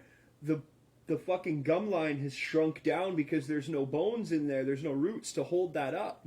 Oh shit. So once I get new teeth, it's gonna look like my lips are all swelled up. I'm gonna look like Jim Carrey in the fucking Mask. I know this from personal experience with my dad and my uncle when they got all their teeth fixed. Oh, interesting. Okay. This is a generational issue. They say drug addiction usually is. Fair enough. Oh, shout out to my dad. He's been clean for like 2 months now. Gangster. He's been fucking kicking ass. I'm really proud of my old man. Oh Fucking yeah. A, man. But yeah, making moves, making power moves. You gotta. For me, it's a character though, right? Like I'm starting to realize the character versus real life because I do have a real career. I'm a fucking lead hand construction worker. Well, not officially lead hand yet, but I'm a construction worker on multi-million-dollar fucking jobs, high rises and shit. So I do have to be responsible. I have to follow all my safety regulations. I can't be Nate Trash on site. Like I'm the only guy on a 15-man crew who knows how to tie the fucking safety knots for all of our fucking lifelines. Yeah, you can't be No. Nate Trash Bin. No, that's not how it works anymore. But learning, like we got lots of good. Canada's got lots of good fucking character actors that like know how to take that shit to the extreme. Like Terry and Diener for one. Sure. Like I've seen Terry in real life, and he's fucking Terry. You know what I mean? So for me, it's all part of a character, and I got to learn. Eventually, my daughter's getting older as well. She just turned 7, so I got to get the real teeth, look nice, be able to shave up, and fucking put on regular person clothes and go to parent-teacher interviews, right? When the world opens up again. Yeah. I would I guess. You want to teach my kid, man? No. No. Come on, she's only in grade 1. I didn't want to be a teacher. I want to be a fucking sound guy, Nate. We just talked about that for the last hour. That's what I mean. At no time was I like, oh, I'm gonna teach little kids. That's what I want to do. But at no time have I ever been like, oh yeah, I can't wait to go teach children.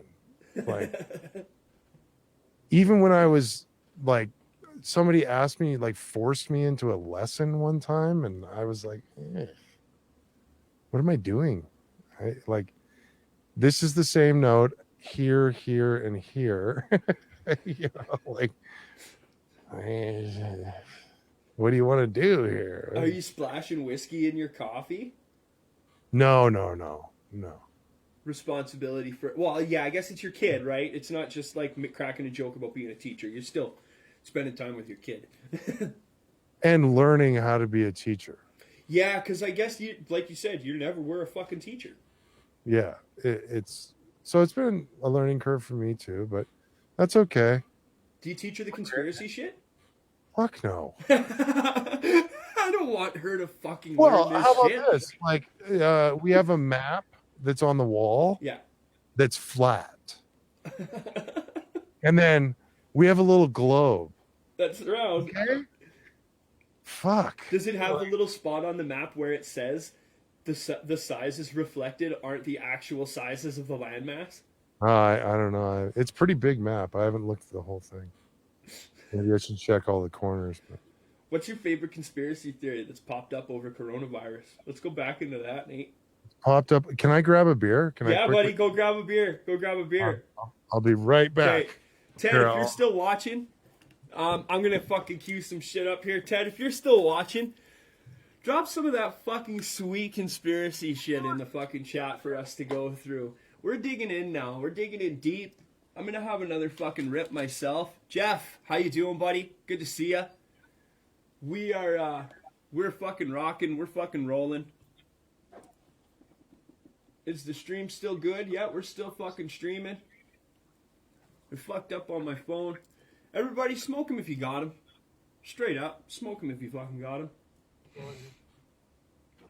them. How do we... We're going to go back right here. Sorry about that. That's okay. What kind of beers are you drinking, buddy?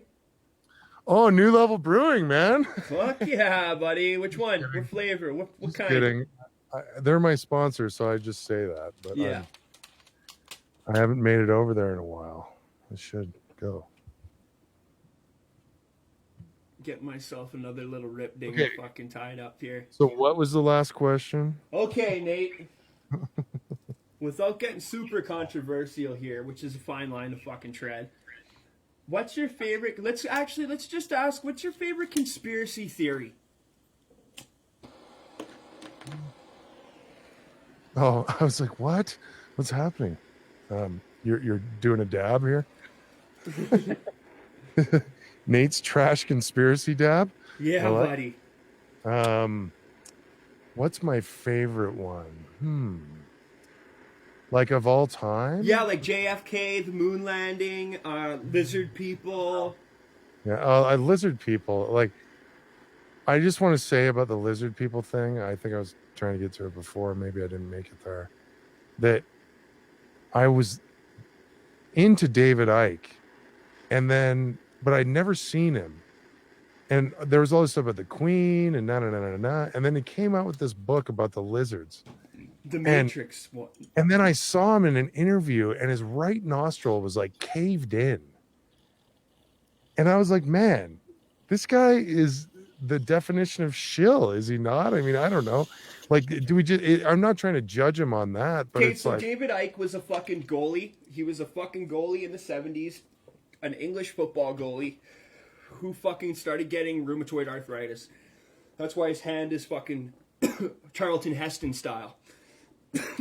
So, he became a fucking sports broadcaster. And this is for people who don't know. He became a sports broadcaster for BBC, and then all of a sudden, he said he was the son of Jesus, or he was Jesus reincarnated. right. That's where the conspiracy shit started. Right. That doesn't surprise me. And then he just started trying to glom on whatever he could really pull from.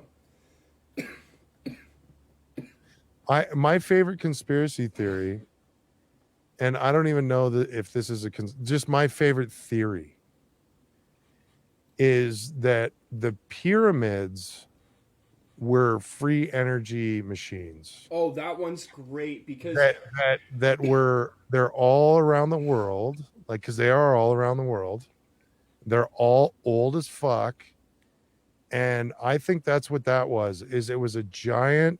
They were using, because I've seen all these like maps and shit where the Nile River was over. So you have underneath the pyramid, there's chambers. It's an aquifer. Yeah, and there's chambers leading into it that are lined with this weird limestone that has metal in it. Yeah, and it conducts electricity when the aquifer runs through it. When the fucking lake or Well, when that's the Nile like recedes. And that's like your negative. That's your ground. Mm-hmm. And then So the that's your capstones. ground. The capstones were the insulator. Well, it was encased in marble, Yeah. shiny marble, White and that's fucking marble. that's your insulator. And then there was supposedly a gold capstone that would be, and then it was connecting to the ionosphere somehow. And in theory, with the ball rotating, Yeah.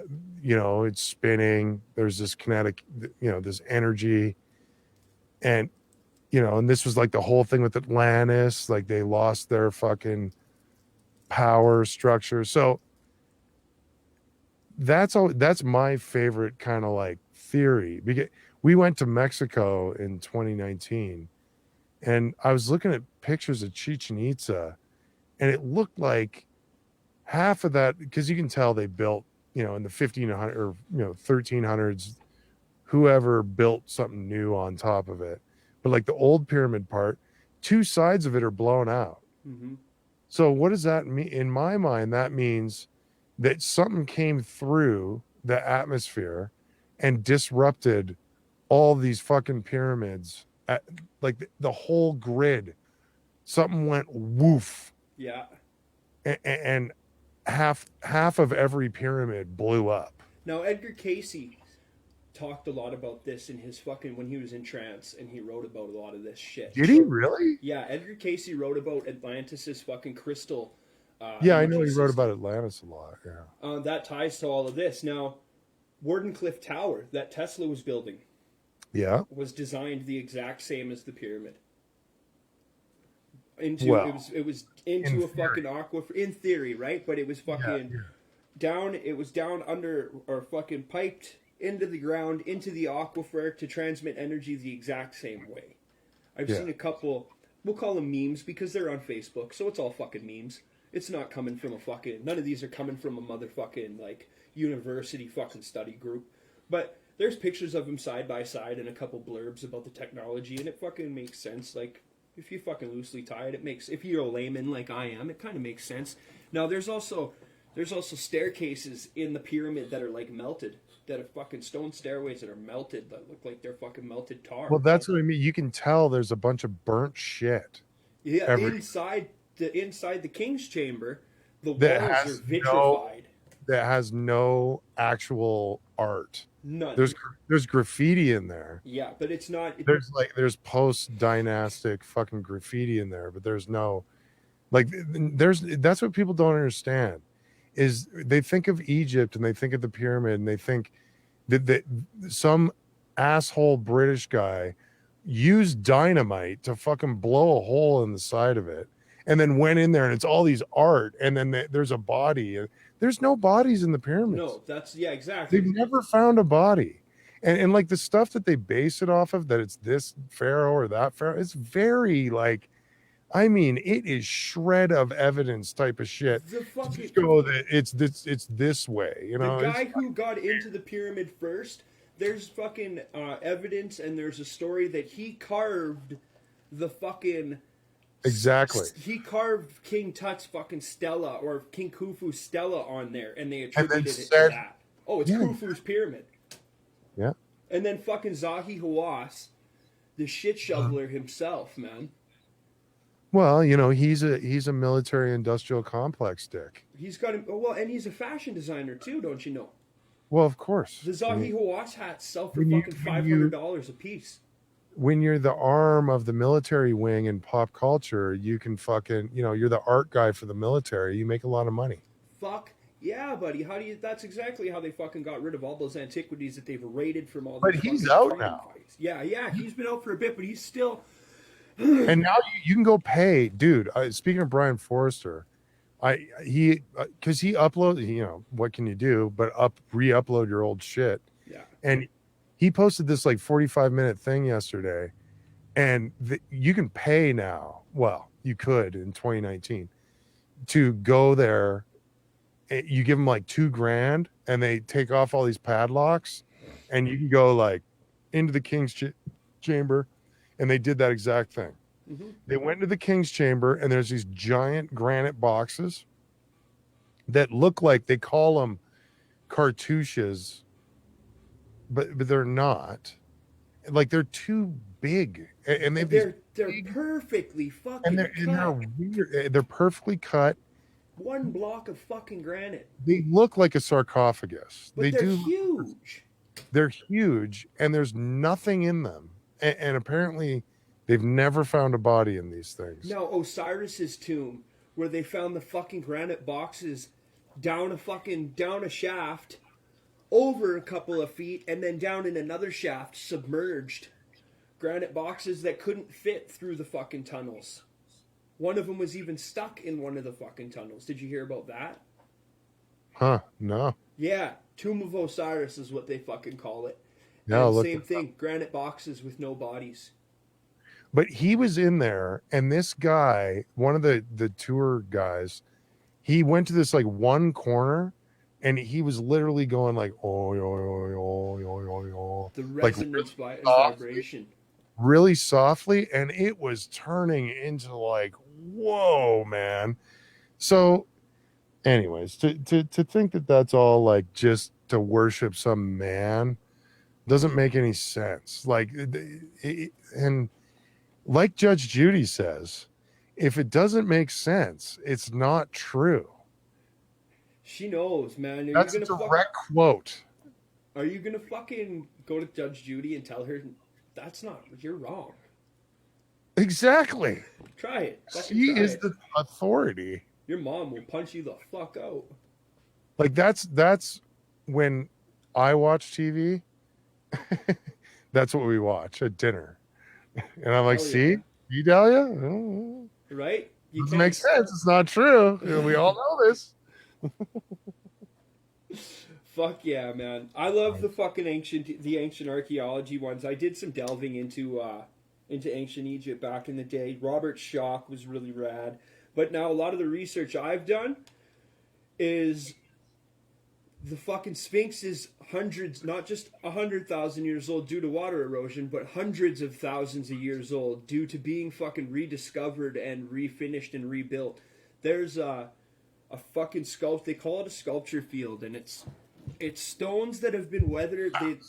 They look like fucking it's something menagerie, and it's a bunch of stone figures, and they look like you can make it figures out of them, but they're so old and eroded and weathered that it's very vague figures. But if you look at some of the pictures of the Sphinx and some of the spots that are uncovered from what's been redone, refinished, and restored, the weathering looks the same as the weathering on these fucking stones. And Göbekli Tepe was buried so it wouldn't be fucking weathered.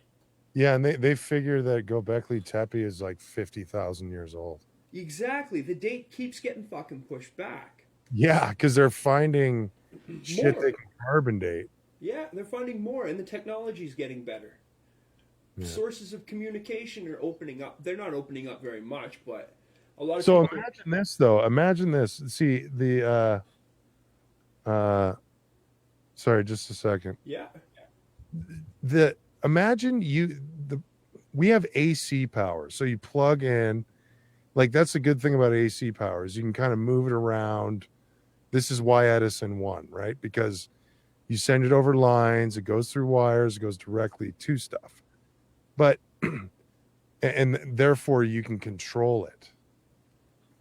But the Tesla and like shit we're talking about is now you plug your thingamahoser electro thing, whatever, yeah, your receiver into the pyramid, yeah, and you have like an insane amount of power. Yeah, like, and almost anybody can do this. It's not you can't regulate it. To me, that's the only way it makes sense that any of this old shit happened, is they had that technology harnessed, and they could somehow control it through resonance and whatever, that they could blast rocks and not melt them, but they could make them like pliable. Like, I've seen this theory where if you look at some of the megalithic shit in wherever, like Peru. Yeah, there's also a Baalbek in fucking Lebanon. Smooth. It's like smooth, and you can't get the paper in between. Yeah, but it's not vitrified. It's not flat. There's no way it's cut. No, it's fucking vitrified. It's turned to glass on the surface. Well, this stuff is rough, but it's kind of bulgy. Yeah, it's bubbly, like marshmallowy. Ish, yeah, and so to me, they've figured out some kind of concrete. They've figured out some way to like low temperature melt rocks or resonance or something like that. Have you seen earthquake fucking pictures of after earthquakes? Now, soil liquefies during earthquakes, and fucking cars will get quicksand effect into the soil, and then when the earthquake's done, that soil solidifies and compacts, and that fucking car is a part of the ground now. So right, hit that right frequency, and it fucking liquefies it. It liquefies the fucking ground that people consider solid and drive their fucking vehicles on. You know, and how many more years on top of that to solidify it more? Sure, yeah. I mean, that is one thing that always this kind of, because I got into this shit. Like the internet came out. I was saying this with Dave Weiss there. The internet came out when I was in like 8th grade, when I just kind of moved to Quebec there, and fucking 9th grade or something. And I Googled, like, it was like, oh, the dictionary is on this computer now. All the dictionary sets on there. Say, you can look up any fact you want. Oh, okay. Where does peyote grow? And then I remember it showed me a fucking a map, and it's like the Southwest Desert and Drumheller. And I was like, I've never heard of Drumheller. Oh, Drumheller. Yeah. We're a town in Alberta. You know, little did I know 10 years, you know, or 4 or 5 years later, I'd be living right next to it. But then the next thing was all this Atlanta shit and all this stuff, and like just trying to get into it as much as possible back then. So yeah, this stuff is always but that the interest of that kind of got me in a weird way into the sound end of all this stuff, not just playing or a bass or whatever. Yeah. But the actual sound and the physics of it and how it works, because I was like, yeah, for sure they were levitating stuff with sound. Crystal Castle. For sure they had to be. They had to be. Yeah. There's These no stones way were so fucking big, man. It's Baalbek in fucked up. Lebanon, the stones are fucking thousands of tons, man. Like It's fucked up. the fucking stone of the pregnant woman. One thing I can say about the interview on Friday is that or tomorrow, I guess, it is that he said, he's like, I believe there were giants. Okay, I do too. And There's been fucking to skeletons me, and that's shit. like the giants with the pyramid machine are like the only way you could explain some of this stuff, man. Have you heard of Lovelock Cave Or, in the States? or levitation. Yeah, yes. It's like in Ohio or somewhere. Yeah, man. That Like is a fucking. weird. That's like a fucking tie to the past of giants, man. I know, it's fucking There's wild. actual evidence there. They had 2 rows of teeth and all this crazy They shit. pulled the fucking skulls, and lo and behold, they got lost in the archives of the Smithsonian, just like a Oh, fucking of clip out course. of Indiana Jones, right? Well, that's the thing with dinosaurs, is you never actually see the bones.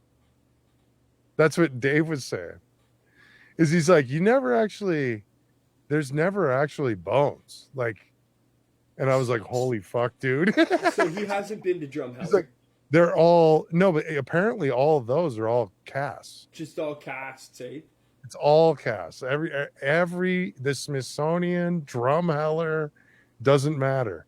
And that's what he says too. He goes, there were no dinosaurs, and then this fucking dickhead that was related to the royal family in the mid 1800s wrote a paper about one, and then fucking he was the first one to find them.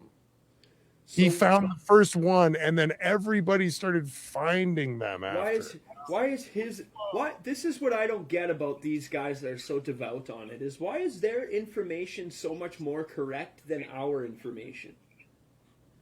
Well, all I can say about Dave, and this is a through line throughout that interview, you'll see. Yeah.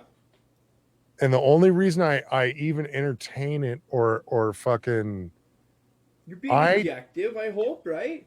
Absolutely. Good, yeah. And the only reason I even entertain it is because we agree on one thing, that whoever, I don't know who the fuck it is, I believe that yes, they will do and have been lying to us a lot. Oh, fuck yeah, without a doubt. I mean, that is an undeniable fact. So this guy is just talking about the shape of the earth. So, and it's kind of funny. I'm like, well, it's like, well, why would they hide that? Well, because they're total pieces of shit, and they don't want you to know that you're really powerful and that it's not like they say it is. They want to fill your brain with bullshit. They want you to lie to yourself. They want to sell you bullshit so that they can keep your mind in a prison. But what about that's what he says, and I'm like, oh man, well, like that's a good answer. Like that makes sense, He's like, you're in a cage you don't even know you're in. and it's like fuck, like either way, he's a good bullshitter. Like no matter He's what, got right? his shit down He's pat. selling Now, me. now Like not why? he didn't sell me on flat Earth. You'll see. No, of course. He didn't But sell me on flat Earth, but it's just like now why real. the one thing that grabs me is why does flat Earth get so much traction when we have actual military fucking like old American military Admiral Byrd talking about the hollow Earth? We talk about it in length. You'll love it. Fuck yeah, I'm fucking stoked. Now, one of my favorite.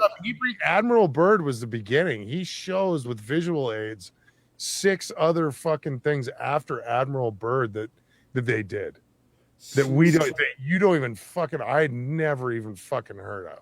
I'm so stoked to check this out tomorrow, Yeah. man. Fuck So yeah. and that's what I mean. We didn't just talk about like flat Earth the whole time. That's kind of the revolving.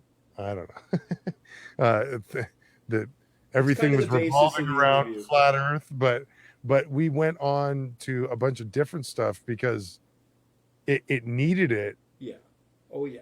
So you understand, like, well, why? Well, There's a lot more to things like flat Earth and things like hollow Earth and things like deep state government. There's a lot more to it than just that individual topic. Like you can't have a good conversation about fucking deep state conspiracies or like the faked moon landing unless you start getting into like government compartmentalization and like how that shit works and how those people fucking roll into this and well, I love that one when it's like, well, how could all these people, keep a secret and all that stuff? It's like, um, nobody knew about the nuclear bomb until until they day tested it. it fell. Yeah, And nobody knew about the testing. because they only knew They about did what they that so fucking far out in the desert, nobody fucking knew. yeah. And then they just went and dropped it. That's when people learned about nuclear bombs. And it's because of not it's need to know basis. Exactly. So that secret, developing a weapon of the mass destruction, was kept totally secret. And then people go, "Oh, well, how did all well, fuck." Because you're making this part and you don't talk to anybody. Because And if you you're do, making you'll this lose your part. job and they'll probably kill you and your fucking family. And they told you this.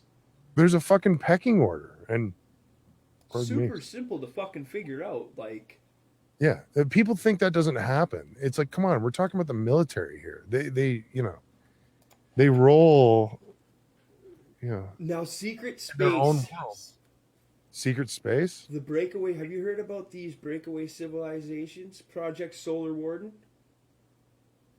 No. Okay, Project Solar Warden dropped back, and fucking this guy in England, he fucking broke into NASA because none of the shit was password protected. So he said that he found some fucking pictures, and then he got caught. And for like 10 years, they tried to fucking extradite him from Britain to the States and charge him $1 million in fucking damages on the fucking servers and everything, all that stupid shit. But he said he found a docket, like a roster of off-planet officers for a fucking Project Solar. Now this goes into like Andrew Basiago being one of the fucking child super soldiers who traveled to Mars and shit. Yeah. I haven't heard about this stuff since. Did you ever listen to Art Bell? Oh yeah, buddy, he's my fucking Isn't it hero. weird? Dude, it's gone now. You can't. You got to pay. Like Yeah. that used to be the number one syndicated fucking program. Art Bell and George Norrie, man, coast to coast AM.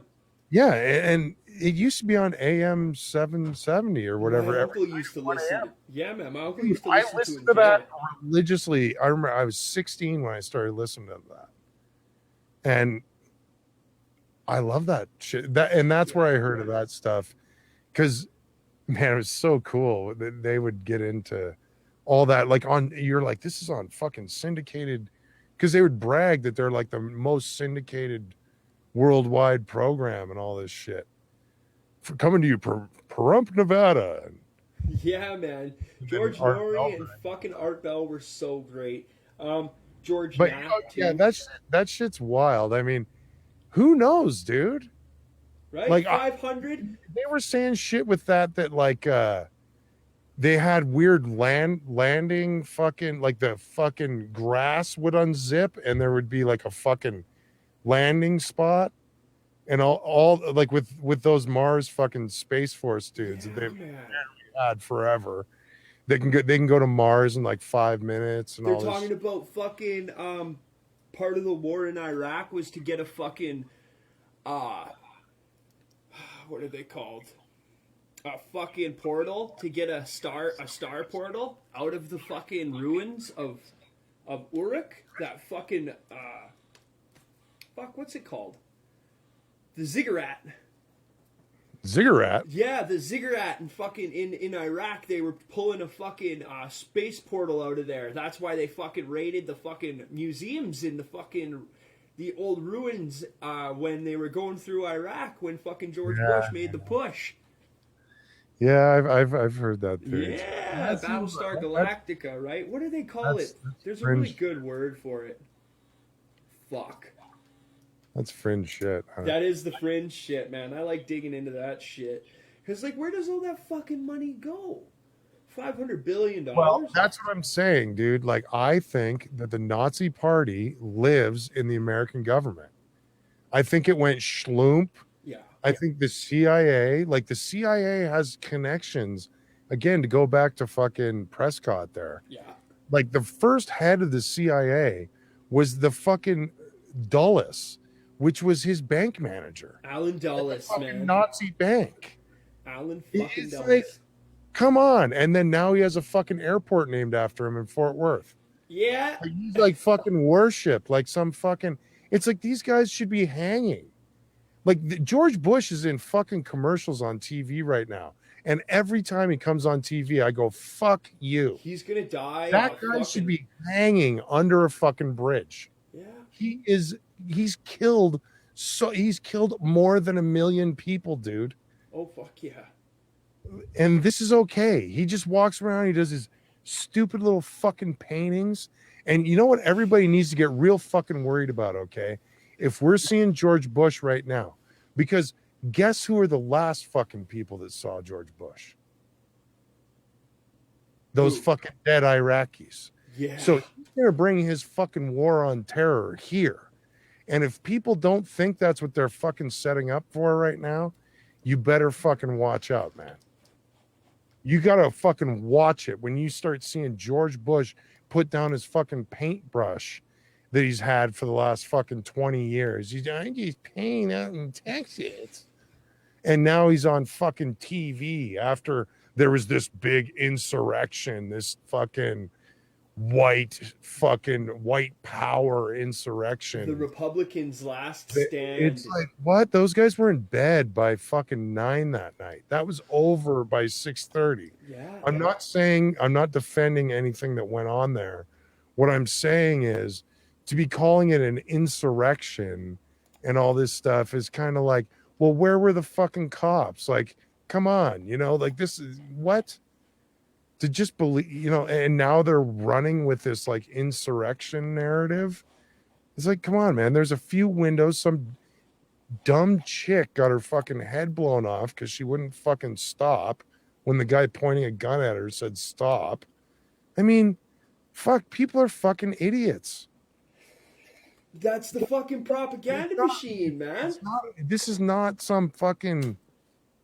Like, it's not like there was a fucking million KKK there fucking storming the Capitol. Like, I think it's really disingenuous of the media to push that fucking narrative, man. It is not what's going on. And it's a total distortion and total lie. And they're just more divide and conquer. Oh, yeah. There's fucking all these white supremacists that hate all the black people.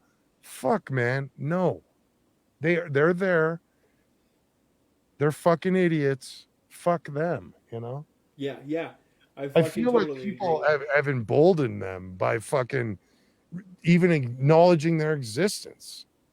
Like, fucking fuck them. They're losers. Who cares? The media machine, man. That's the fucking media machine.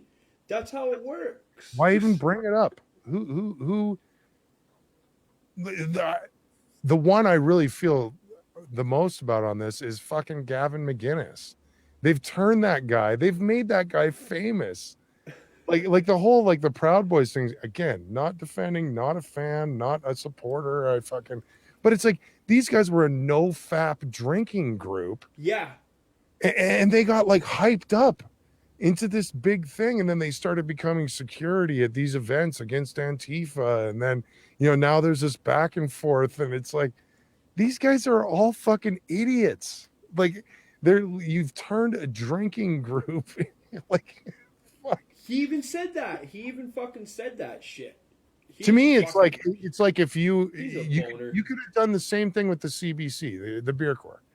You could have done the same, going, oh, look at these, they're all white, they're mostly white. I'm sure people tried to.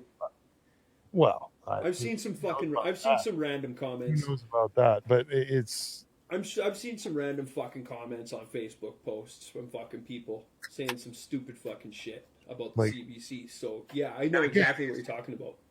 And this is not a dog whistle. This is not a minimizing fucking. No, we're talking about how fucking people get shit twisted.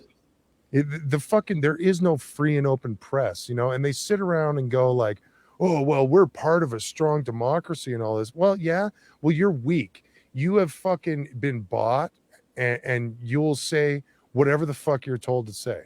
There's no investigative journalism anymore. No. All those guys, like think about it. Even Chris Hansen, the To Catch a Predator guy, he's a wing nut now. He's still before it was like this guy's fucking out there fucking nailing these guys, and now he's like on the fringe, like getting canceled. And it's what, and even Geraldo, like anyways, fuck Geraldo.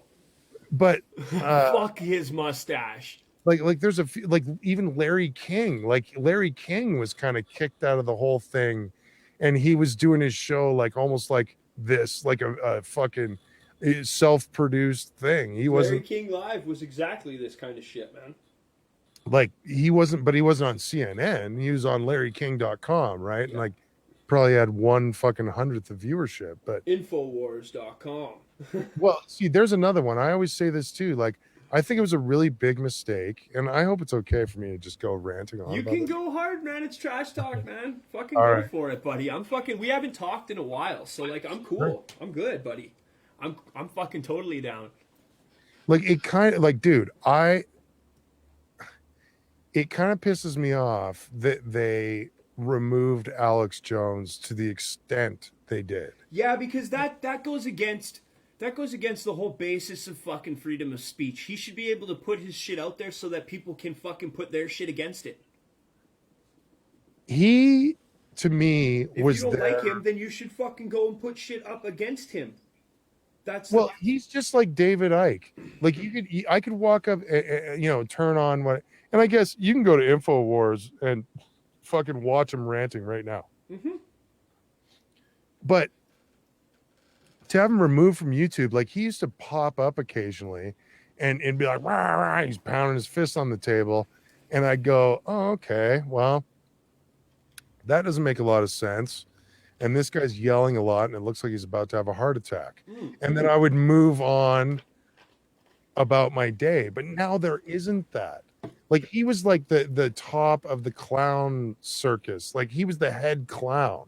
Where it was like, oh, okay, well, when I want to go watch like weird, wacky, out there fucking stuff, I go watch him. But now all that's been removed. And at least he had some sort of like production value or journalistic integrity to whatever degree. But now there's none of that. So all this shit that was behind him, this like garbage that is not at the same level. It's not, this is what's taken up that space, and it's not good. Like when you start removing people and you can't go to a place to see shit, it's like if they said you can never have strip clubs again. It's entertainment, man. It's like you can never go watch a woman take her because it's degrading to women, and because some people have a fucking opinion against it. Yeah, there's a million reasons to hate it. There's a million reasons to remove it. But do we do it? No. And I think that's what's going on with Alex Jones. Is it's like you're just making everybody crazier because there is no like limit to it now. Now it's just this like gray area that's just blah into everything. That's what we were talking about earlier with like trying to be funny and shit. Because what you find funny might other people might not find funny, right? And then you walk that fucking fine line. And Alex Jones, and I love this fucking saying about him. He's the greatest fucking comedian that's never done stand up. Yeah. Andrew Schultz says that about him. Joe Rogan says that about him. That little fucking and I used to. But he's Bill Hicks.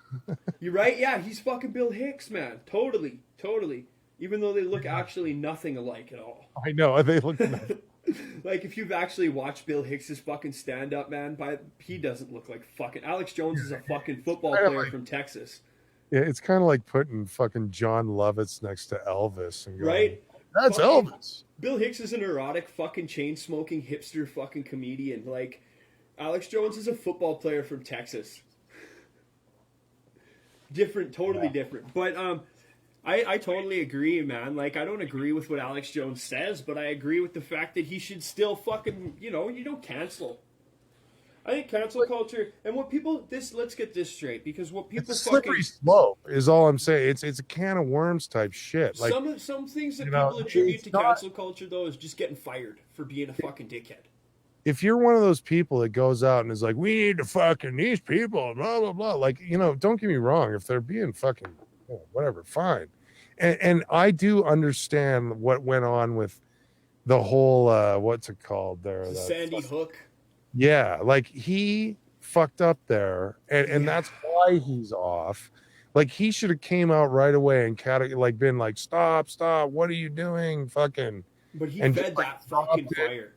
Yes. He told people to go to their fucking houses.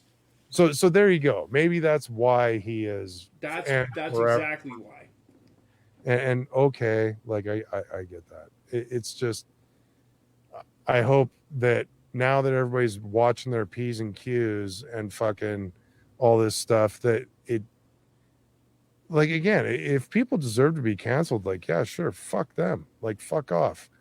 Like if you're on record screaming the N-word or something like that, or if you're like, I don't know, and somebody finds it and fucking you just signed this big deal, well, hey. You got to deal with it.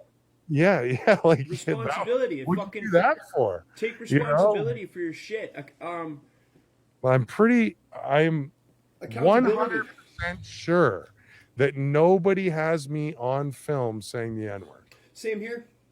Even in all my wasted fucking glory days, I never stole from anybody or fucking had any of these terrible fucking accusations that other people get batted around with, and I'm grateful for that. I'm grateful that I fucking, even in my most haziest of times, I was still pretty fucking sound of moral value, Well, yeah, you're not a fucking asshole. I've done some pretty questionable stuff, but yeah, I mean, like fucking, there are racists out there. There are white supremacists. They're just not at your door. Is kind of all anyways that I was trying to say. Yeah. I feel like that stuff is just being blown out of proportion to freak people out. It's like the clickbait shit, because now accelerationism. Sure. I mean, now the mainstream media is like, we've got to be clickbait. Yes. So the exact thing they were accusing this fake, they called them fake media. They're just there for clickbait. Well, now they're that exact fucking thing. I mean, what they're doing they've stolen the model and fucking switched it to them. Our local news sources will post shit about fucking about how you should fucking follow all the rules and go get vaccinated, and then the next article will be fear-mongering fucking nonsense about the vaccinations, and it's like, fuck, what are you trying to fucking do here? And it's like, you see the comment section, and that's exactly what they're trying to do. Get that in there, get those clicks, because once you click that fucking portal, there's advertisements there. So isn't that fucked up? Why is it that dividing and conquering works and makes money? Like that's why it works, is because people do click on it. People want the conflict. People fucking they crave it. Yeah, they do. Fucking weird and sick. It is, man. It's fucking terrifying. You never like the way I see it is people don't go out and fucking start a conversation with something they really enjoyed about their day that morning. They usually start 9 times out of 10. They're starting their conversation with something that they fucking are being sarcastic about or being snide about or something they disliked about their first fucking news source of the day. Did you get a load of this shit this morning? Like, what the fuck is going on there, man? That's fucking stupid.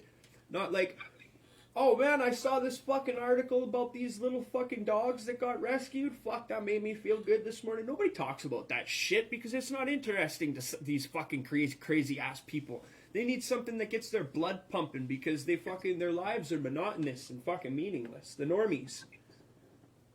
Yeah, if it leads, it bleeds, right? Yeah. Fucking news is terrible. Yeah.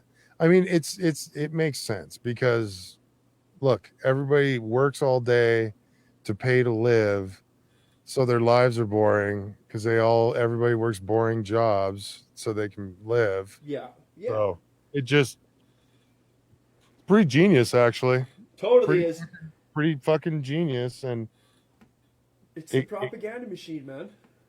And it is, and I would say, like being from the States, you know, growing up there but doing my high school mostly up here, you know, it's weird how it formed my brain. And like the CBC TV, like I've always seen the Canadian Broadcasting Corporation as radio. That makes sense. You need the whole giant half continent of Canada to be connected. Okay, cool. But like the TV never made sense to me. It's like the taxpayers are paying for the TV, but the TV has commercials. Yeah, you know, I'm going like, what? Where's this extra fucking money going? This isn't PBS.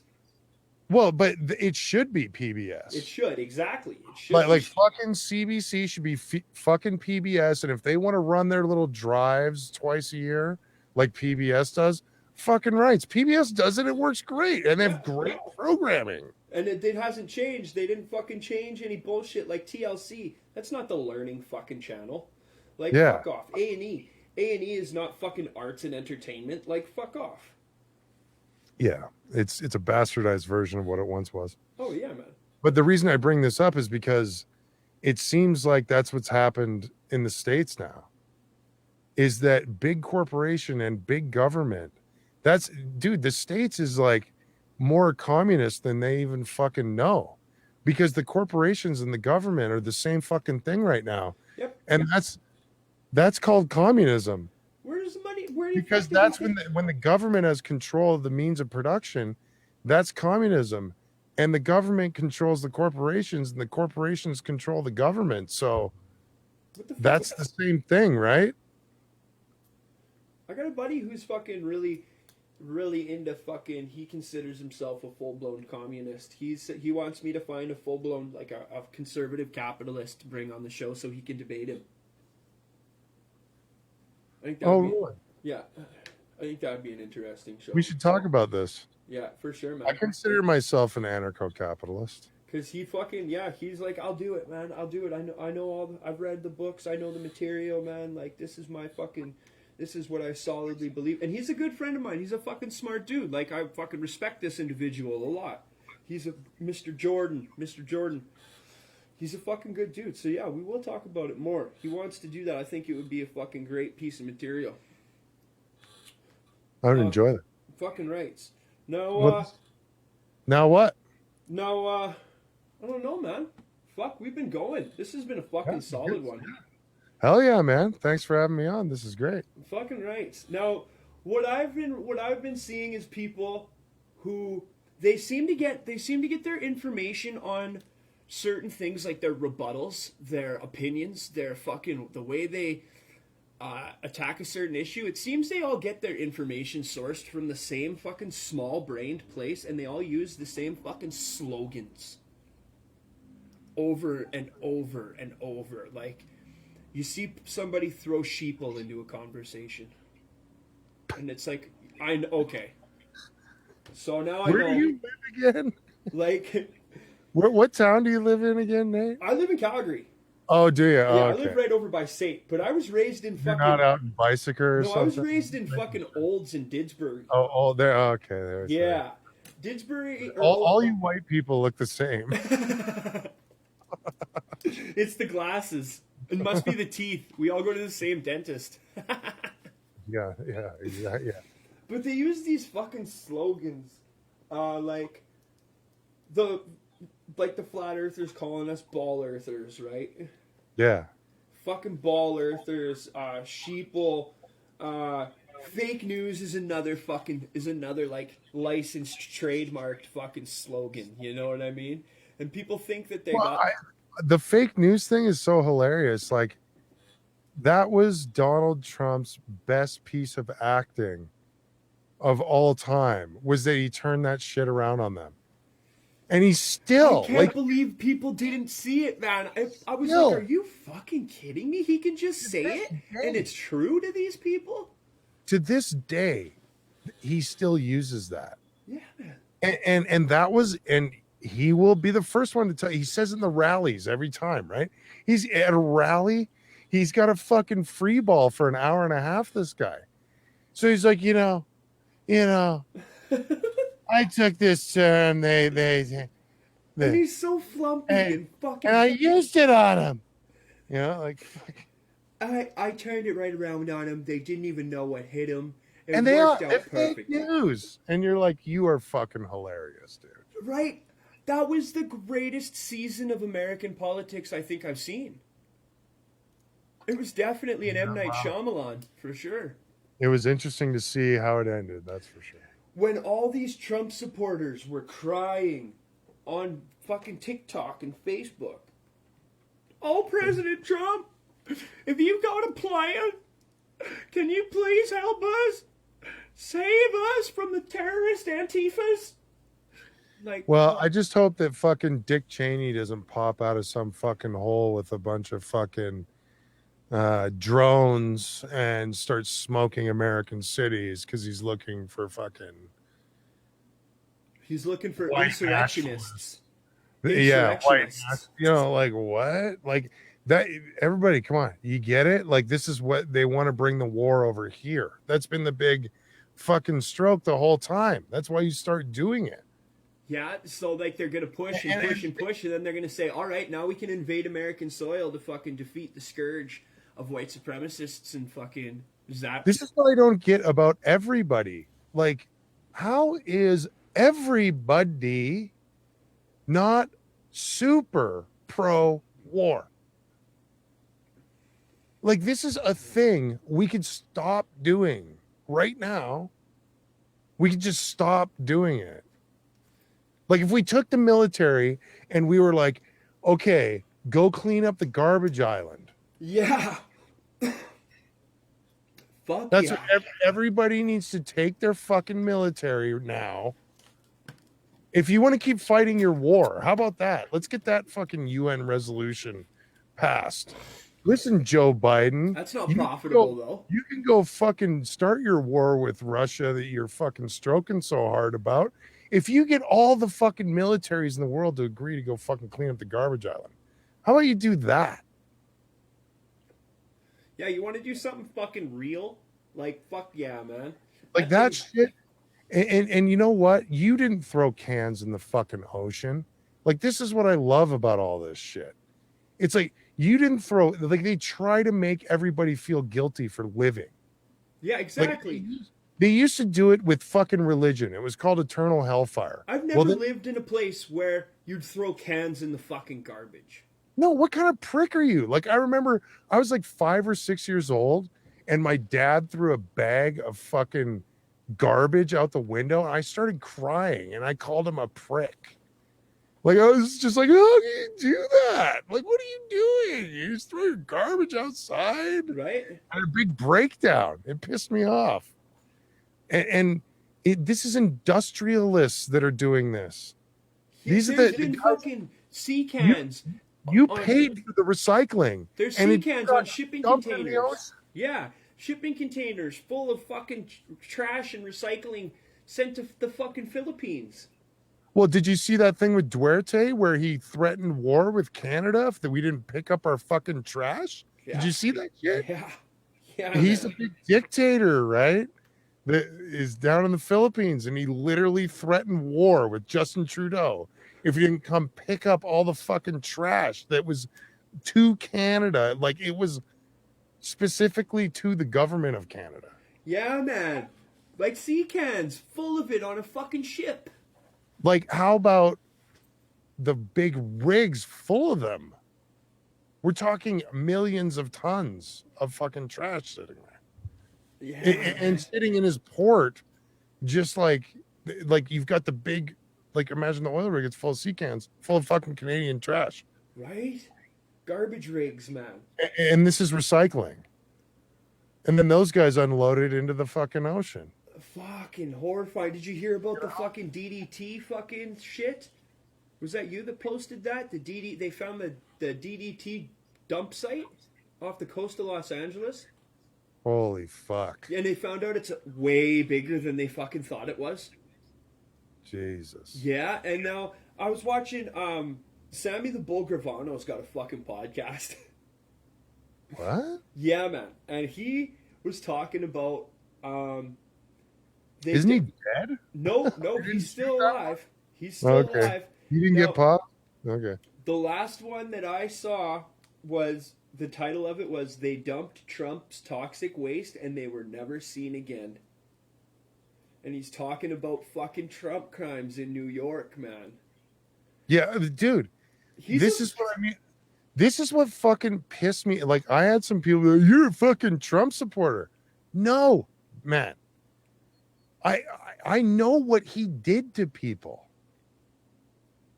Like, he's a piece of shit. Yeah? But guess what? What politician fucking isn't? I mean, maybe in fucking Iceland, they're normal fucking, or New Zealand or something. yeah, like maybe Guyana has their fucking like government figured out. There's 8 presidents. Or Switzerland. How about that? Switzerland. They have like There you go. they're like part time. You have to be a business owner. There's not one president. There's like 8, and fucking. You have to be a businessman. You have to be a part of society.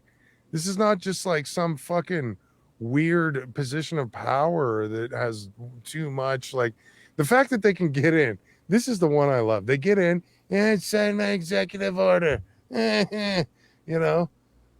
You could sign in fucking free hot dogs on June 1st every year. Yeah. What is this clown show? That makes no sense. It's fucking ridiculous, man. That one man can fucking rule over 335 million people. I mean, okay, it's not like that, but there hasn't been a legal war since World War II. How about that? Did anybody know that? No. Yeah. They've all been presidents who are like, This smoke. happened, so we're Smoke. gonna fucking go respond. Yeah, and that's why this is, again, real Nazi shit. So after World War II, they get into the CIA, and the CIA starts fucking just get into what they did in Mexico. They were spraying the fucking kumquat on all the marijuana fields because that was a big fucking problem for everybody. So they're just like spraying fucking weed fields in Mexico, like totally disregarding this sovereign nation's fucking airspace and giving everybody birth defects and all the like, holy fuck. America, man. They just started doing that right away. Like, who cares, Who's gonna stop us, right? We got the nuclear bombs. Like even the weird shit, like here's a weird one, like Hawaii. Yeah. Fucking Hawaii had like a democratically, like a queen. Like it was all like King Kamehameha. and like Dole came in and the CIA had this fucking company called the American Fruit Company. And they would so they'd go in, there'd be like Dole and American Fruit Company. And they're like funded out the ass, man. And they made fucking Hawaii the 50th state. Like they overthrew this fucking queen, and that's And now Dole has like the rights to all these fucking like in all this land forever. Because Yeah, man. that's what they do. They go in and they're like, you're gonna, okay, Iraq, you know how everything's blown up? Halliburton's gonna fix it now. Sign here. We want your poppy fields and your oil And we're fields. gonna control your oil until you pay us to fix all this shit. Yeah. Like that's how it works. And it's That new movie you know, with fucking Christian Bale plays fucking Mr. Cheney in a movie. oh, who Get, again? Christian Bale, he fucking puts on like 120 pounds and plays fucking Dick Cheney. What? And Sam Rockwell plays George W. Bush. And Is that out yet? Yeah, buddy. I'm pretty sure it's out now. That's the oh man. Yeah, and he talks about like, I need you. George Bush is just like this fucking brain dead. He's like, I got the president's seat. I need you to come in. And Dick Cheney's like, all right, here's what we're gonna do, and fucking lays out the whole fucking thing. And yeah, man. Well, I can't remember where or what I was watching, but there was somebody talking about like from a. It's called Vice. Thank you, honey. From an a oh right yeah I would like to watch that movie. It that an aide or something inside George Bush that was very he was like he didn't know anything like that and everybody around him was like yeah we got it, this guy's a fucking idiot and he's gonna do whatever we tell him. Like he would ask questions where you're like huh, you know, you didn't know about, you know, something, you know, you didn't know about Hawaii, you know. I George W. Bush fucking. So he was ripe for corruption and being manipulated. Yes. Is my point. Fuck Into yeah. The history of. Did you watch fucking Oliver Stone's documentary, The Untold History of the United States? oh, I can't say I have. Oliver Stone did one, an alternate history, and it kind of jumps into it. But, you know, once again, Oliver Stone is also at the mercy of a certain fucking level of distribution, right? So he can't. Yeah. Well, he can't and say like something. Spike Lee. You know, Spike Lee and Spike Jones, like these guys used to be like big names and they're dirt roaded too. Like anybody who's putting out any content that's actually Criticizing the fucking. I can't wait to see what happens because like I was saying with the Nate team, I go just to Twitch because I know that I'm gonna get content fucking whatever. Yeah. So I don't even try with the other ones. But with Friday, the other show, I'm doing this flat earth shit. And it's funny because on that Jasta Show podcast where they had this guy, they called him Flat Earth Dave. And I was like, well, is that because Dave Weiss is like one of those terms that's in the fucking Yeah. That gets so flagged. we'll see. Well, I want to see if they fucking take it down. Because we're very open and I'm just like I want to hear like I'm asking him, so you think this then, so you must I assume that you think this way, correct? You know, and I was doing that the whole time. So Well, I'll stream it into my OBS and I'll record it too. So then that way, if it does, I'll fucking re-upload it on my page and we'll yeah, make totally. it rock. Yeah, we need to get it matrixed out here. We'll get the fucking word out, man. From Decentralized. We need to put it up on, and we need to make it into an NFT. But why would Dave Weiss? Yeah, NFTs. Fucking That's a great money laundering fucking scam. Holy shit! I love it. I want to. What is art? Right. Fuck. Dude, what is art throughout the I love it when people say that.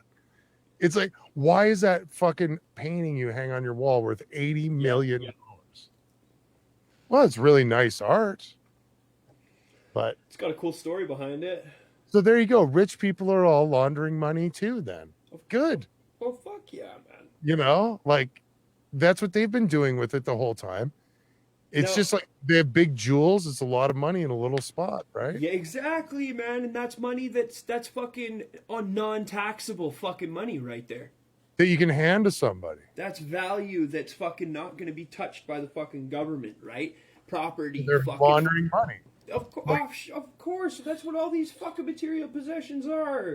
if I had a $1 million ruby and I had it in my hand and I walked up to you and fucking gave it to you and I didn't tell the government, they would accuse me of money laundering. Right? It's exactly what it is. What do you think it is when all these rich people give each other these fucking fancy presents? Oh, I bought my mom a fucking brand new $150,000 Mercedes.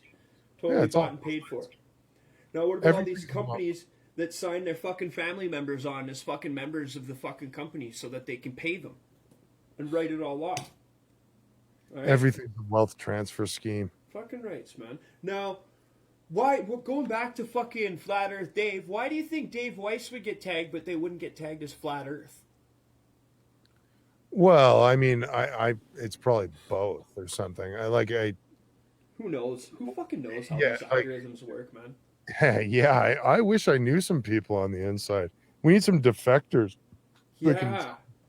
tell us how it fucking rolls because Like, just the tips and tricks, man. Like, so oh, if that guy can break into the fucking DoD computers and get the Mars astronauts list, can we get the list of all the like banned terms on YouTube? You know what I mean? or like all of the fucking combinations of posts that get shit to fucking thousands of people and get all the crazy shares and shit. Like, what gets the fucking posts seen by people? Do I gotta post a picture with fucking text on it with a filter on it? Is that what's the secret combination to getting my posts out? Like, fuck Well, it's that. funny. I brought this up on my show a bunch. Like when I started Metal Fest in 2012, it blew up because Facebook was normal.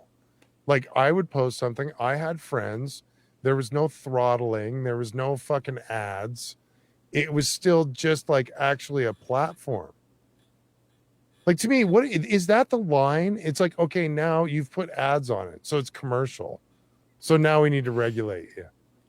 That's exactly what it Like, is. it's almost like that's what they need to do because Well, that's exactly what it is because when you do YouTube videos and shit, they're like, "Oh, we need to see that you got 1,000 fucking subscribers before we can let you monetize, and then we need to see what kind of content you're putting out, so that way we can pair you with the proper ads to go with your videos, the proper advertisers for your fan base." So that's yeah, but then exactly what it is. you're a partner, and that's what happened. Is so Metal Fest 1 happened. Everybody saw my posts. I watched 2 happen. Sure, the bill, yeah, 1 happened, 2 happened. It was a crazy bill, so it kind of blew up. And then 3 happened. Wasn't the same touring bands around at the time. Just wasn't as big of a bill.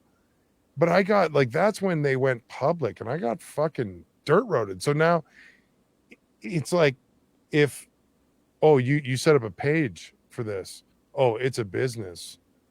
Like you owe us. Yeah. And that's when you got the little meter. How much do you want to spend on your ad? So then I called them and I was like, hey, how do I get old Facebook? You know, how do I get like people see my shit and it works like it did before? And they're like, well, you can give us $1,500 a month to be a Facebook advertising partner, or it's pick it on the slider. And I was like, fuck, man. Pick it on the slider and hope your fucking content doesn't get flagged for something stupid that you can't fucking find and change. Well, and what corporations are out there giving them $5 million a month to make sure that this kind of content doesn't appear? Yeah, exactly. Unless it's paid for through certain fucking avenues. So it could be a corporation, it could be a government, we don't know. Could be a mixture of both, could be a government forming a corporation. Like, come on, to think that this stuff doesn't happen is absurd, man. That's why this fucking game was made. You're a conspiracy theorist. Like, yeah, well, you don't think that the CIA is involved with Hollywood. So oh my fucking yeah, I don't know what to tell you. Exactly. You think that they don't have nothing to do with each other. Oh, okay. So now how can you have a debate? There's no debate. because Hollywood is perfect and pure, and Disney is the stuff of dreams. Oh yeah, exactly. Even Disney's fucking that lady Disney's great granddaughter came out and said, "Okay, this shit's fucked." He is still alive. His head is on top of the spider, like in Robot. I've talked to him, and he's told me that shit is fucked. Yeah. Okay, and he doesn't really approve of it. He's inside the hollow earth right But now. he has allowed me to tell you that we will continue on our buying spree of all media resources to one day become the American United States of Disney. Oh yeah, I've seen something about this. The United States of Disney. Yeah, Fuck. that'll happen. I mean, and Carl's Jr. will be a state, We got fucking and rights it will, fucking man.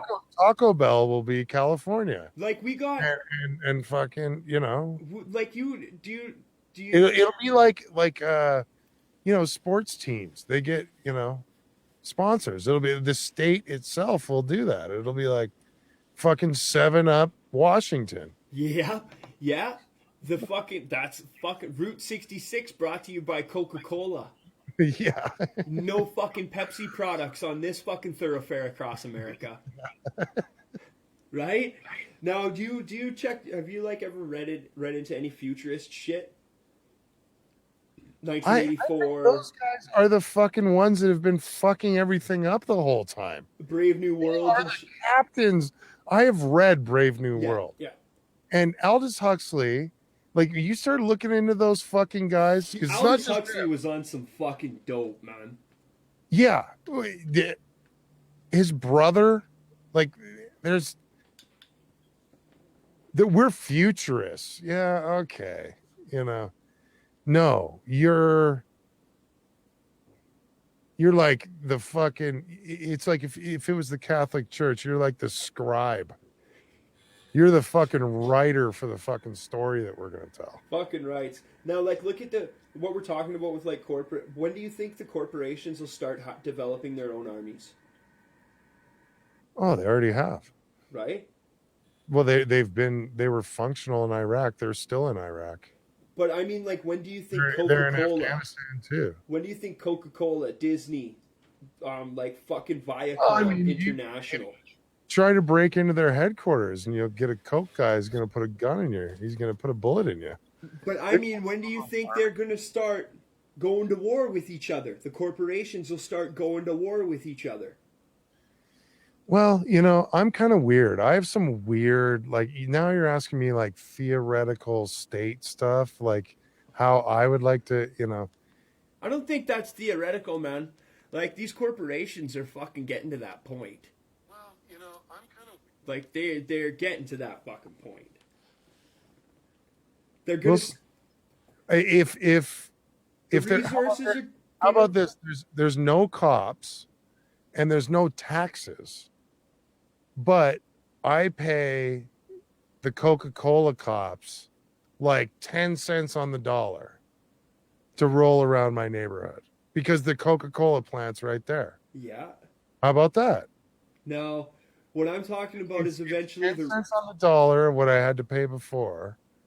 And what about when the water? What about when the water wars come in? Right. water wars. You haven't heard about that? Nestle's fucking buying up water futures.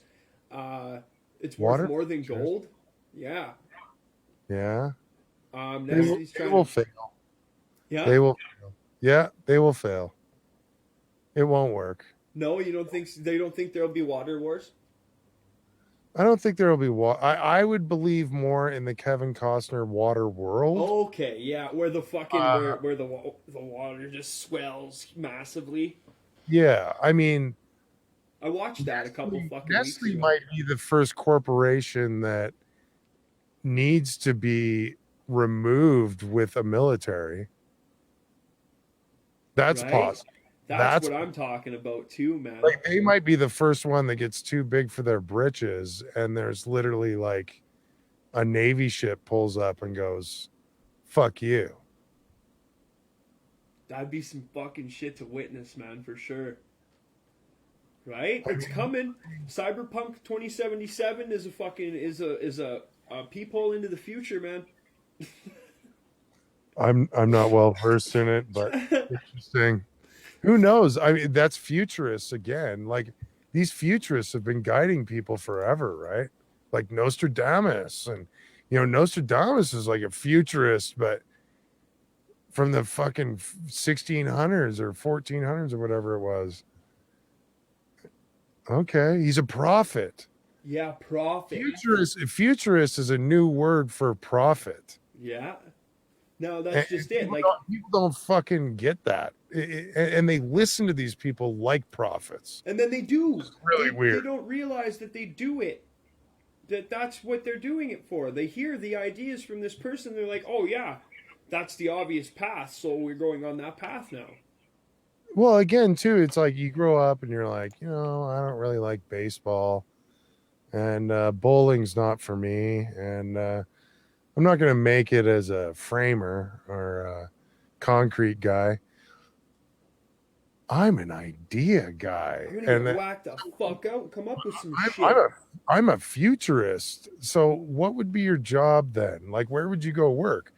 Oh, this think tank, and it's like all of a sudden all these people are like making future policy, and it's fucking weird. It is, man. The Bilderberg Group.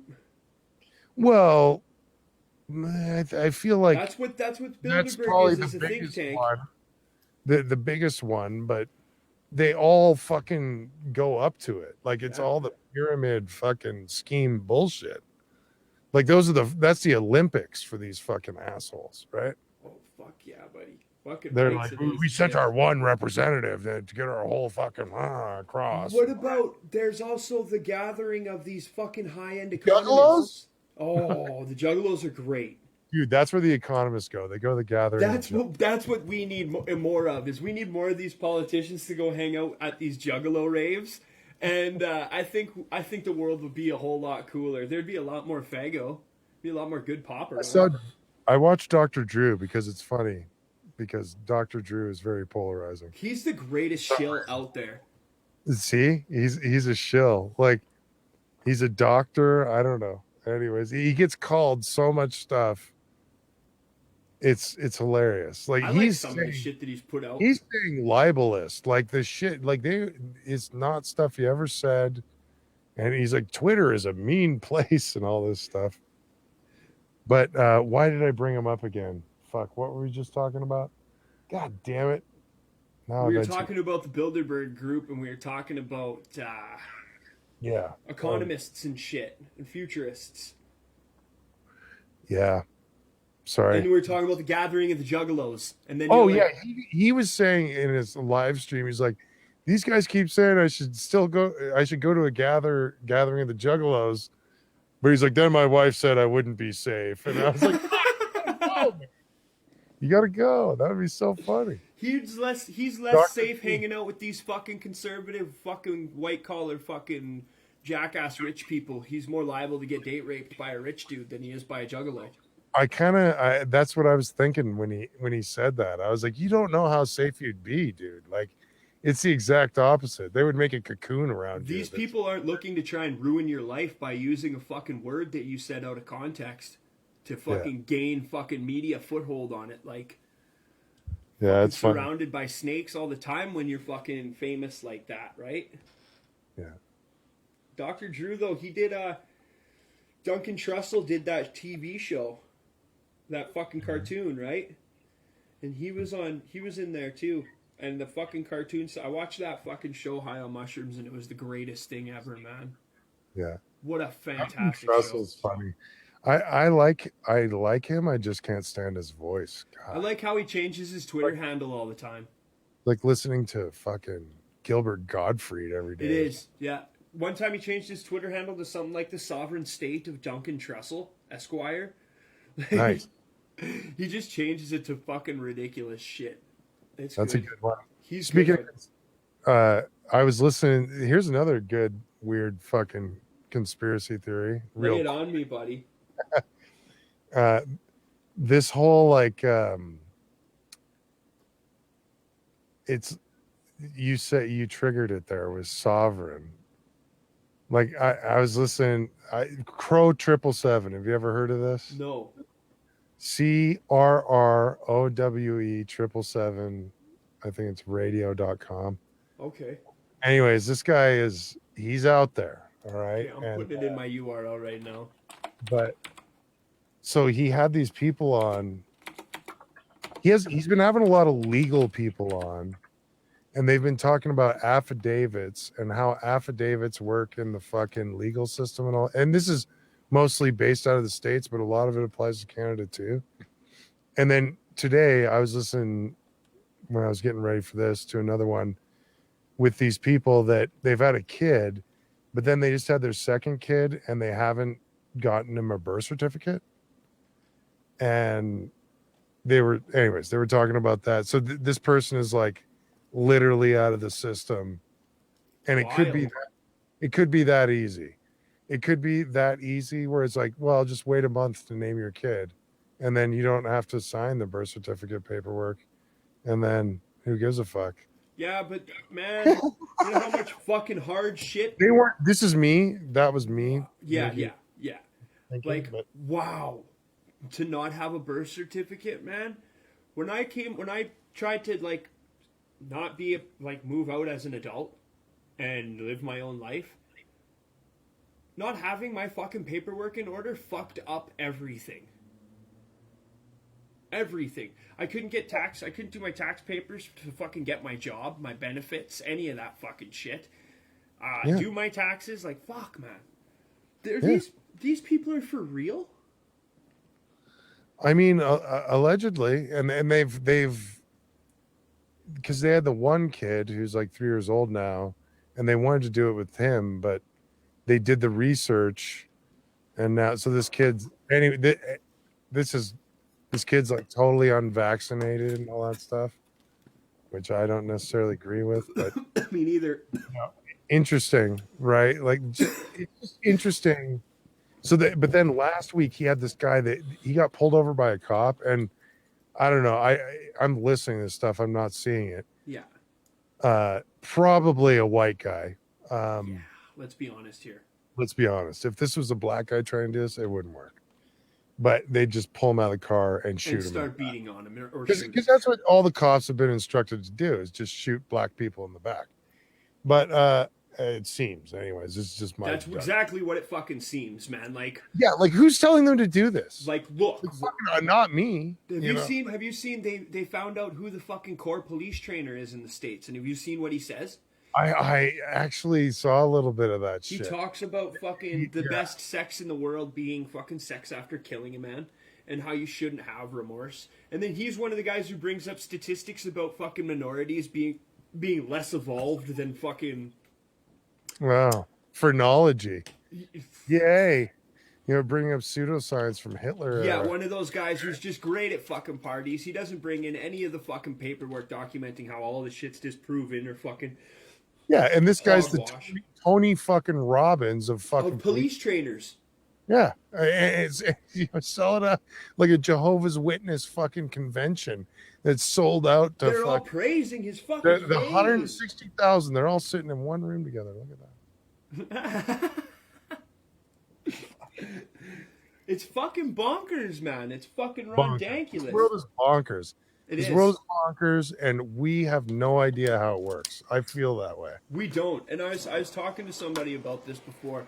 If you want to try to figure out how the world works or to try and make a change, you need to fucking develop a corporation that levies enough fucking money to involve yourself in a political action campaign and change the way a fucking politician will maneuver and fucking get some good lawyers on your side. Because if you're not going to fucking change the world by passing a petition around on Facebook. Well, here's where I'm an optimist. Okay. Is that ideas can change the world, and they have. They definitely can, and they do. We're not thinking, like, there's no adults in the room right now. Like, all the politicians, dude, Justin Trudeau, like, and it's not just because it's him. Like, if it was another country, let's say it was fucking, I don't know. Let's keep it. I don't know. Let's say Greenland, Yeah. had let's keep it longitudinal. Um let's say that they had a leader who was like, you know, 32, and the only reason he got elected was because his dad got elected when he was older and like had good had political ideas and got elected because of those ideas. So then, and then if I heard that like his son came in and went, I'm going to legalize weed, vote for me, Yeah. and snap, boom, I'm a drama, like, I hate to bring up the drama teacher thing, but it's Very kind of a prevalent. fact. Yeah. It's kind of a fact. Like, he wanted to be a drama teacher.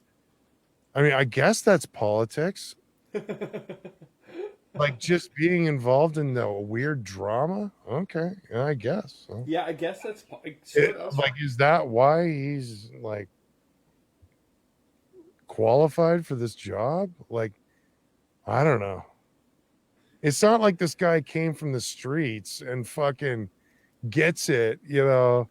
It's like we were struggling and we made ourselves into something. It's not. That's It's not what not. happened.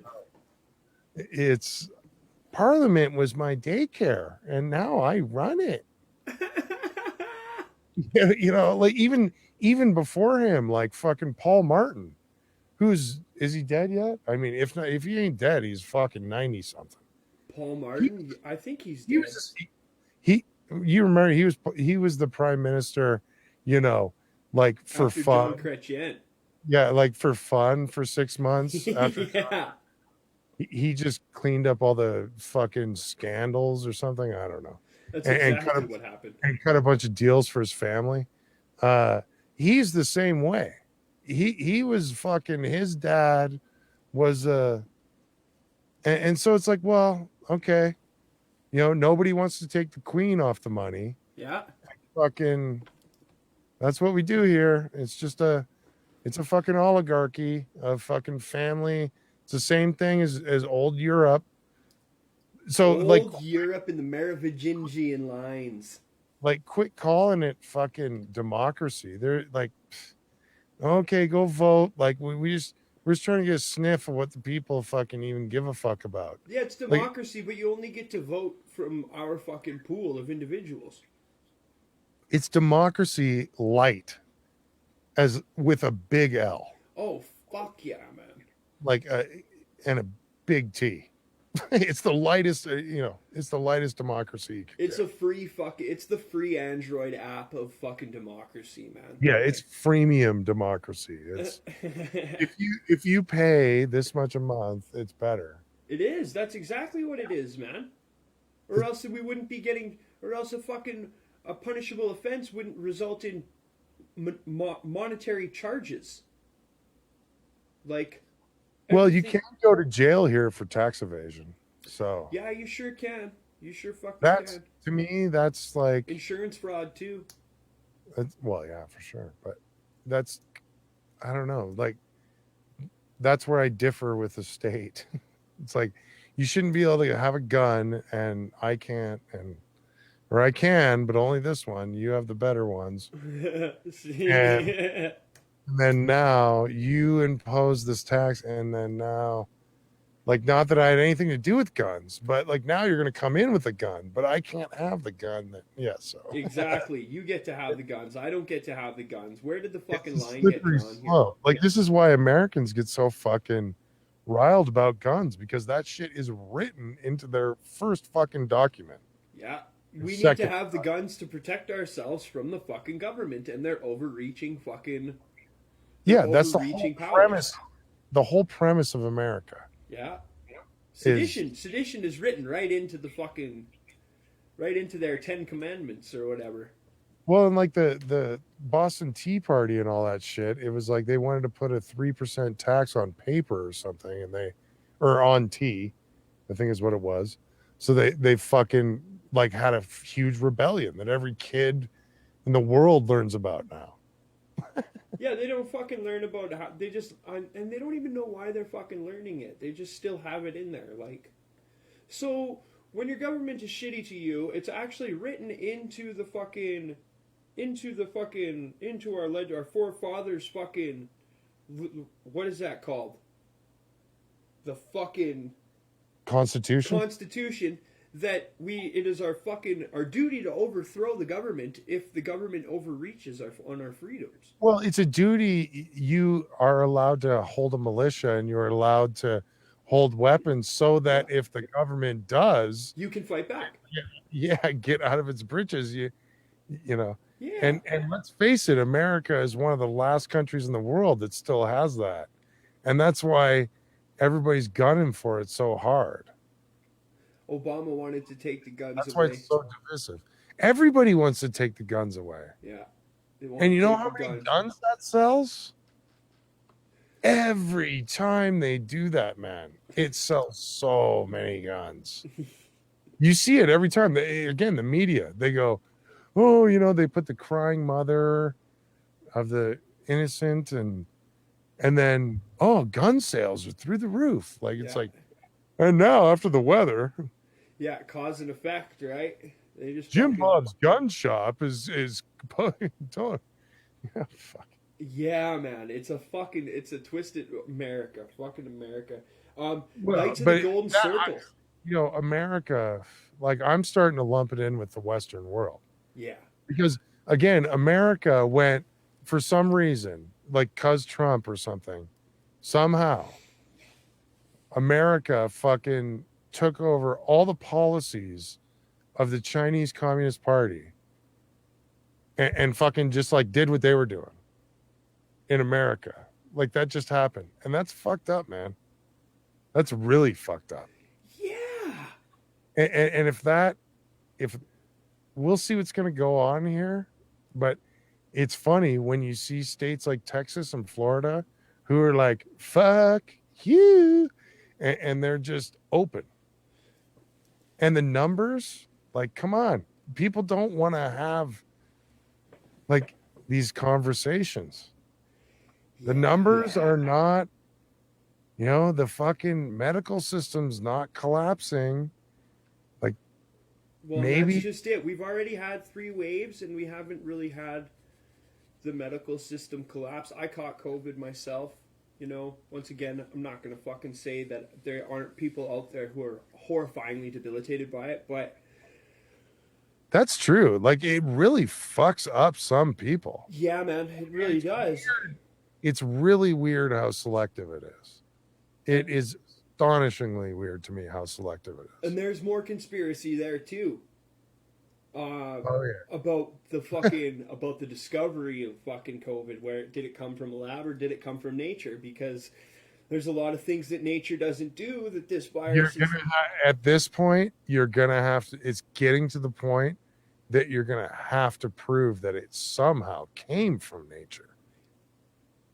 That's pretty much it. That's pretty much it. That's the whole thing with it. It's novel, right? That one word. Yeah, new is the reason that the novel coronavirus, it's a totally new thing that acts different than all other viruses ever before it. Yeah.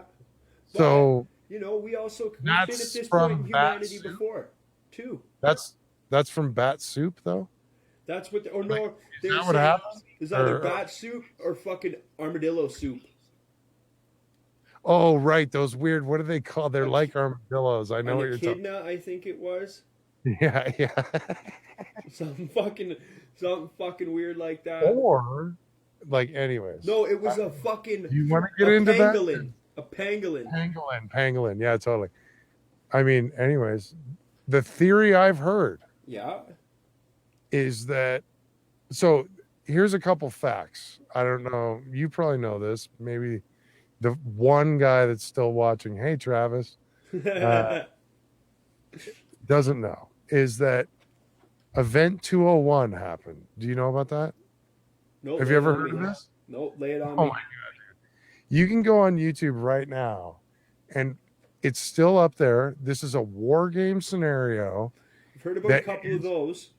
this is a war game scenario that was ran by John Hopkins and fucking blah blah blah and all these, and they had corporations involved. It's all still up there. The Bill and Melinda Gates Foundation are involved. This is all, and it was it was what we were living. And it happened in August of 2019. And then at the same time, allegedly, it was the basically like the military games. Like that's another like weird stone cold hard fact, Yeah. is that the military games were happening in Wuhan. Yeah, I knew about that because there was Because, there because was the vehicles Olympics, coming back, and there was the fucking Olympics, army vehicles parked in fucking Medicine Hat all over the place in Medicine Hat because the Suffield fucking base. but the Olympics were supposed to happen in China in 2020 as well, and all this stuff. But the actual like military intelligence Olympics were also fucking happening. And then there's all these stories like, so Wuhan is like a level 4 biomedical fucking lab Yeah. is like a very high designation. This is like the shit from The Rock, you know, where you're like in the suit and fucking, it's the highest level. Oh yeah. France helped China build that facility in Wuhan. So there's that fact. Then there's this guy, I think his name is Liebman or something like that was busted right after the pandemic broke out. That he was, and he's in jail right now. It's all FBI stuff you can go see.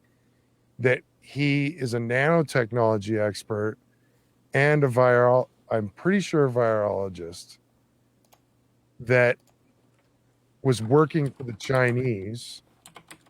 Then, so those are facts for sure. Uh-huh. Some speculation I've heard is that, so Winnipeg has a level 4 bio fucking holy fuck lab. And allegedly some Chinese nationals were busted stealing shit from the Winnipeg lab. Oh. They got busted. So all of this shit is going on. Now, here's another fucking fact for you. Is CRISPR, Yeah. gene editing technology that has just happened. CRISPR. Oh yeah, I know CRISPR because there's a guy who released a book about it. So the United States has deemed and immediately deemed CRISPR to be illegal, and nobody in the US is allowed to do CRISPR.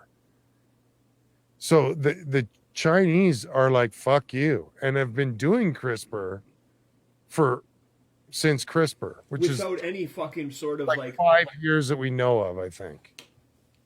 Probably crazy shit. And then now you see this like novel virus. The whole point of CRISPR is to do gene editing where you could fucking, you could like gene edit your kid. Eliminate the fucking. Oh, I got stinky toenail. Turn out the stinky toenail gene. Like, I don't. Well, Down syndrome kids fixing Down syndrome. Well, yeah, sure. Like, you see, right? Like all this stuff. Like, it could be that was the good, end. Yeah. But that you could literally splice stuff out of genes. So,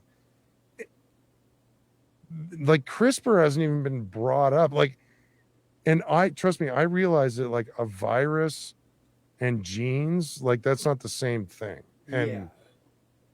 But we don't know what this CRISPR technology is. I mean, you can do gene editing. Maybe you can do virus and RNA and all the DNA. shit that's going on right Maybe now. it goes across everything. And again, not accusing like China of anything. It's just that, and somehow Israel's involved too. There was some stuff, I don't know if it was stolen or so. it's like all of these And countries. Israel is over half of their population is vaccinated. They're at like 65% of their population is fucking fully vaccinated. But They're there's all ahead of these the world. Western countries allegedly that are involved. Like, not that this is a bioweapon, not that it was like, or was it? We don't know. But it was something that was made and got out of the lab, if nothing else. That's the inference. And lots of people were like lots of nations were involved. Like for good or bad, maybe they, I don't know the whole thing, but that's what the inference is that, I mean, dude, when you have these intelligence agencies running around willy-nilly, like fucking every goddamn country has one. If every country has fucking 300 James Bonds running around. Yeah. Can you And imagine? how many of those are double agents? Or triple. Right? Fuck. Like, yeah, man, I think about that a lot. Like, how many fucking double crosses are double crossing the double crossers, right? What if fucking. Have you seen the Putin fucking pictures of him being like a fucking CIA? There's like supposed pictures of Putin as a fucking CIA handler back in the fucking 50s and 60s. Well, you would have to be, dude. Like, same with Bin Laden, like they were all trained. Bin Laden was all involved. The Americans trained them to fight the Russians. Yeah, fucking So raps, man. Rumsfeld was over there. So now all these fucking dickheads that orchestrated, okay, we're going to train you rebels to go against the Russians and we're going to feed you money and shit. Then they turned around and went, fuck you. We're going to fight you now. We're gonna do what we And want with that's it. Afghanistan. Yeah, we're gonna do whatever the fuck we want with it. We were gonna do whatever the fuck we wanted the whole time. You knew that. You did this because of a fucking 50-50 shot. Like they make Hollywood movies about it all the time. Hollywood is fucking everybody. If you don't fucking know that that's the fucking root of the propaganda machine, come on. Come on. I mean, People. here's another thing that these flat earthers, let's just put it that The way. flirters, yeah. The You know, normies. these flat earthers. I can just refer to like those people. These flat earthers. And yeah, everybody's like that. okay with it, right? You can you can say that. You can go, these fucking flat earther fucks. And everybody will be like, yeah. Yeah, totally. Yeah, okay, what? That's not a fucking any sort of like disrespectful fucking derogatory slur. Yeah, if you said that about anybody else, the whole world would jump on you. Like as they should. Yeah. But one thing they maintain is that the Neil, like the Bill Nye the science guy narrative, and he's got the visual aids where it's like the sun is doing this and then everything's spiraling around it, and he's like, and we're going, they say we're going like hundreds of thousands kilometers an hour, 66,000 kilometers an hour. That he goes, that's what they say, Nate. And we're going all these directions, but yet the stars are all still the same. But what I was getting at is that they maintain that, like, they want you to believe that you're insignificant and you're on this spinning ball that's going through darkness and you don't matter.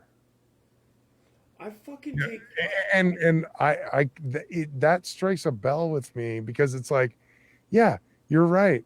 Like religion used to do this and now the state is doing it.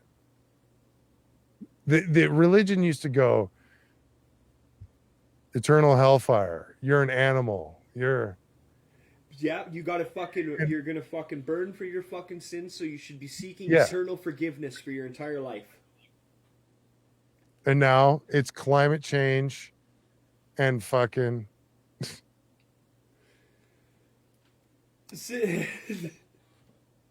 these fucking flat earthers, man. Now it's climate change and you're fucked. Like you're fucked for living. And like that's bullshit. This is just about, now it's just about money. Like when I start seeing that shit, like this is, so if you, I don't know much about them, but like this shit, like the Paris Accord and back in the day, the Kyoto Accord and all these like things. The problem with them, in my opinion, is that they're purely money transfer schemes, Yes, because if and we they don't do any. It's not like it's mandated that that money goes to actually cleaning up pollution and or it's only remove imposed on carbon Western fucking. or It's only imposed on Western civilization. and, No, and they nobody's attacking India and China for their fucking factory fucking fields. Totally fucking right. Well, polluting but that's fucking. what ends up happening, and that's why Trump turns around and goes "fuck you" because China's not on it. So if China's not on it, it doesn't matter because They're gonna offset has anything we try and do. China bought all our 1950s shit, Yeah. mechanical shit, and they dumped shit in the river like we did in the 50s. And there's a billion of them, and that's what's going on. So, Yeah, I agree with you so on if they that don't front, man. sign on to some accord, it's like every other country in the world could go down to nothing, and it Exactly. still doesn't matter. Yeah, that's Like, exactly fucking did you right, work man. that into your model? Like, did you work that into the model? Like, China's still going to keep doing what it's doing, India is but still gonna it's be going to fucking doing what grow they're doing. every year. Every year, it's going to grow somehow, even though it devalues its currency. Oh man, that's what I'm afraid of. Hyperinflation. Oh, it's coming, dude. It's already here. Do you know? Did you notice the price of wood? You know, dude, that's inflation. Yeah. Did you notice it's $1.27 for gas? That's inflation. Fucking That is right. instead of $40 to fill my tank, it's fucking 60 or 55. I don't give a fuck. 50. It's inflation. That's and they don't add that into the equation, and that makes me mad, and it makes me like this is more media lie bullshit. This is more like that this is taken over because to sit there and go that no, there's no, it's normal. This is all normal. We just every government in the world just tripled its fucking debt, printed money, and everything's okay. Well, yeah, and Because coronavirus. a lot of that money went into the fucking hordes of these rich people. These rich people's fucking big money hordes. No, what it did is it went into the system and it made the rest of the money worth less. Yeah, That's how economics works. but we It, have it- so many of these, all of these fucking corporations taking out of the pockets of the fucking governments, though, too, just so they like how many more billionaires do we have just because they hoard their money? That money's not in the system.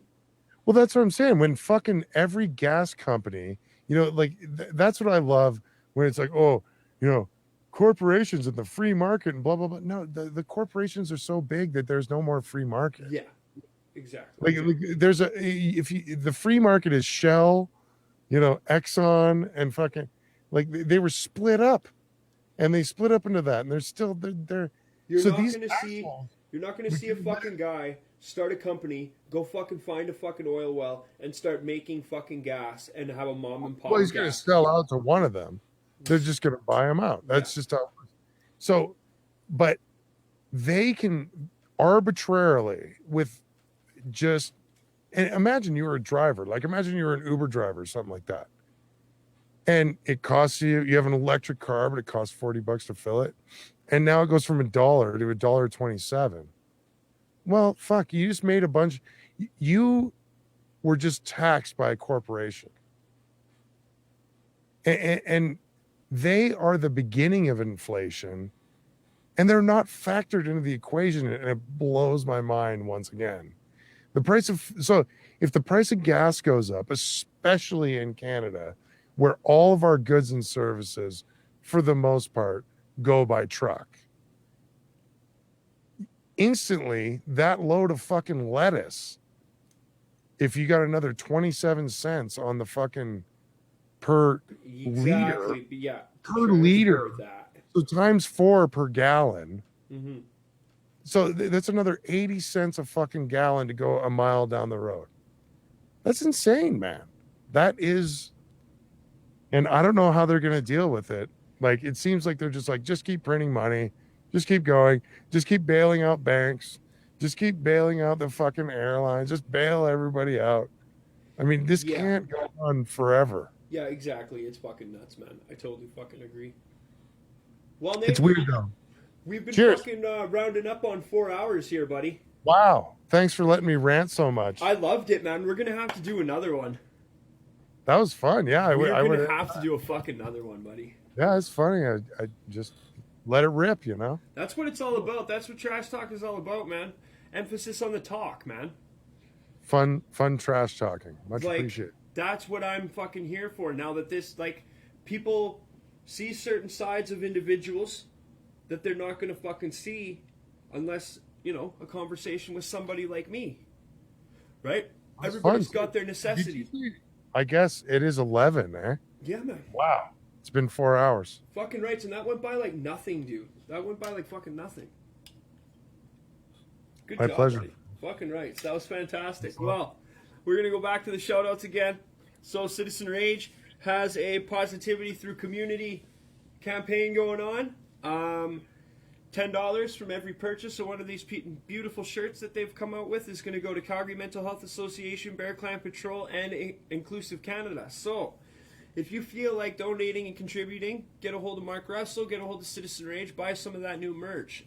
Tomorrow, very, very special episode of Getting Late with Nate. Very special episode. Honestly, we're gonna see what happens if I haven't talked to the guys about this interview tomorrow, so I might not even have an interview. I might just go live to have a fucking pre-show for Getting Late with Nate and send everybody over there because that's what I'm gonna be fucking doing. Yeah, do what you do. Also, Nate team, check out the Nate team Twitch exclusive coming from Big Nate here. I'm gonna jump on an episode, hopefully, on that here in the future for a stream. Talk about fucking B.A. Baracus. Fucking rights, man. That would be a good swap cast this week, I think. Hell yeah. So, shout out to New Level Brewery. Shout out to Nancy. Shout out to Wicked Wally and the Wicked Wally webcast. Shout out to all the beautiful people out there still making it work, still supporting the scene. Dickens, Chris Hewitt, fucking go over to Twitch. He's probably still streaming. Yeah. Keep You know it what? real. What's that? Go for it, buddy. I just want to say, Yeah. good job, everybody. You're all keeping it together. It's pretty amazing. They're trying to break our brains. They want us to get violent, and we're not doing it. Yeah. And it's awesome, you know. And that's great. We're all keeping it together, and everybody's doing a good job. I just want to tell them that. Fucking rights, man. Well, this has been a fucking amazing fucking cast. This has been my longest one yet, and I look forward to the next one. This is what it's all about, man. This might be my longest cast ever, too, actually. 4 hours. Holy shit. That was so easy, too, man. All right. Thank you so much for having me on. Fucking rights. I was so glad that you agreed to do this, man. I'm fucking stoked to fucking possibly jump on some Getting Late with Nate and fucking just keep this shit going on because it's a whole lot of fun. Fucking A. Callbacks. I'm all about it. Fucking rights. Well, everybody. Maybe you could be the man on the street guy. Trash we'll get on you the the street. big long mic, and you'll be like, hey, buddy, what are you buying? Toilet paper? I'll do it. I'll fucking do that shit, man. Trash on the street. All right. It's coming anyway. It's coming anyway. Well, everybody, thanks for watching. This has been a great stream. Go enjoy the rest of your Thursday. Cheers, guys.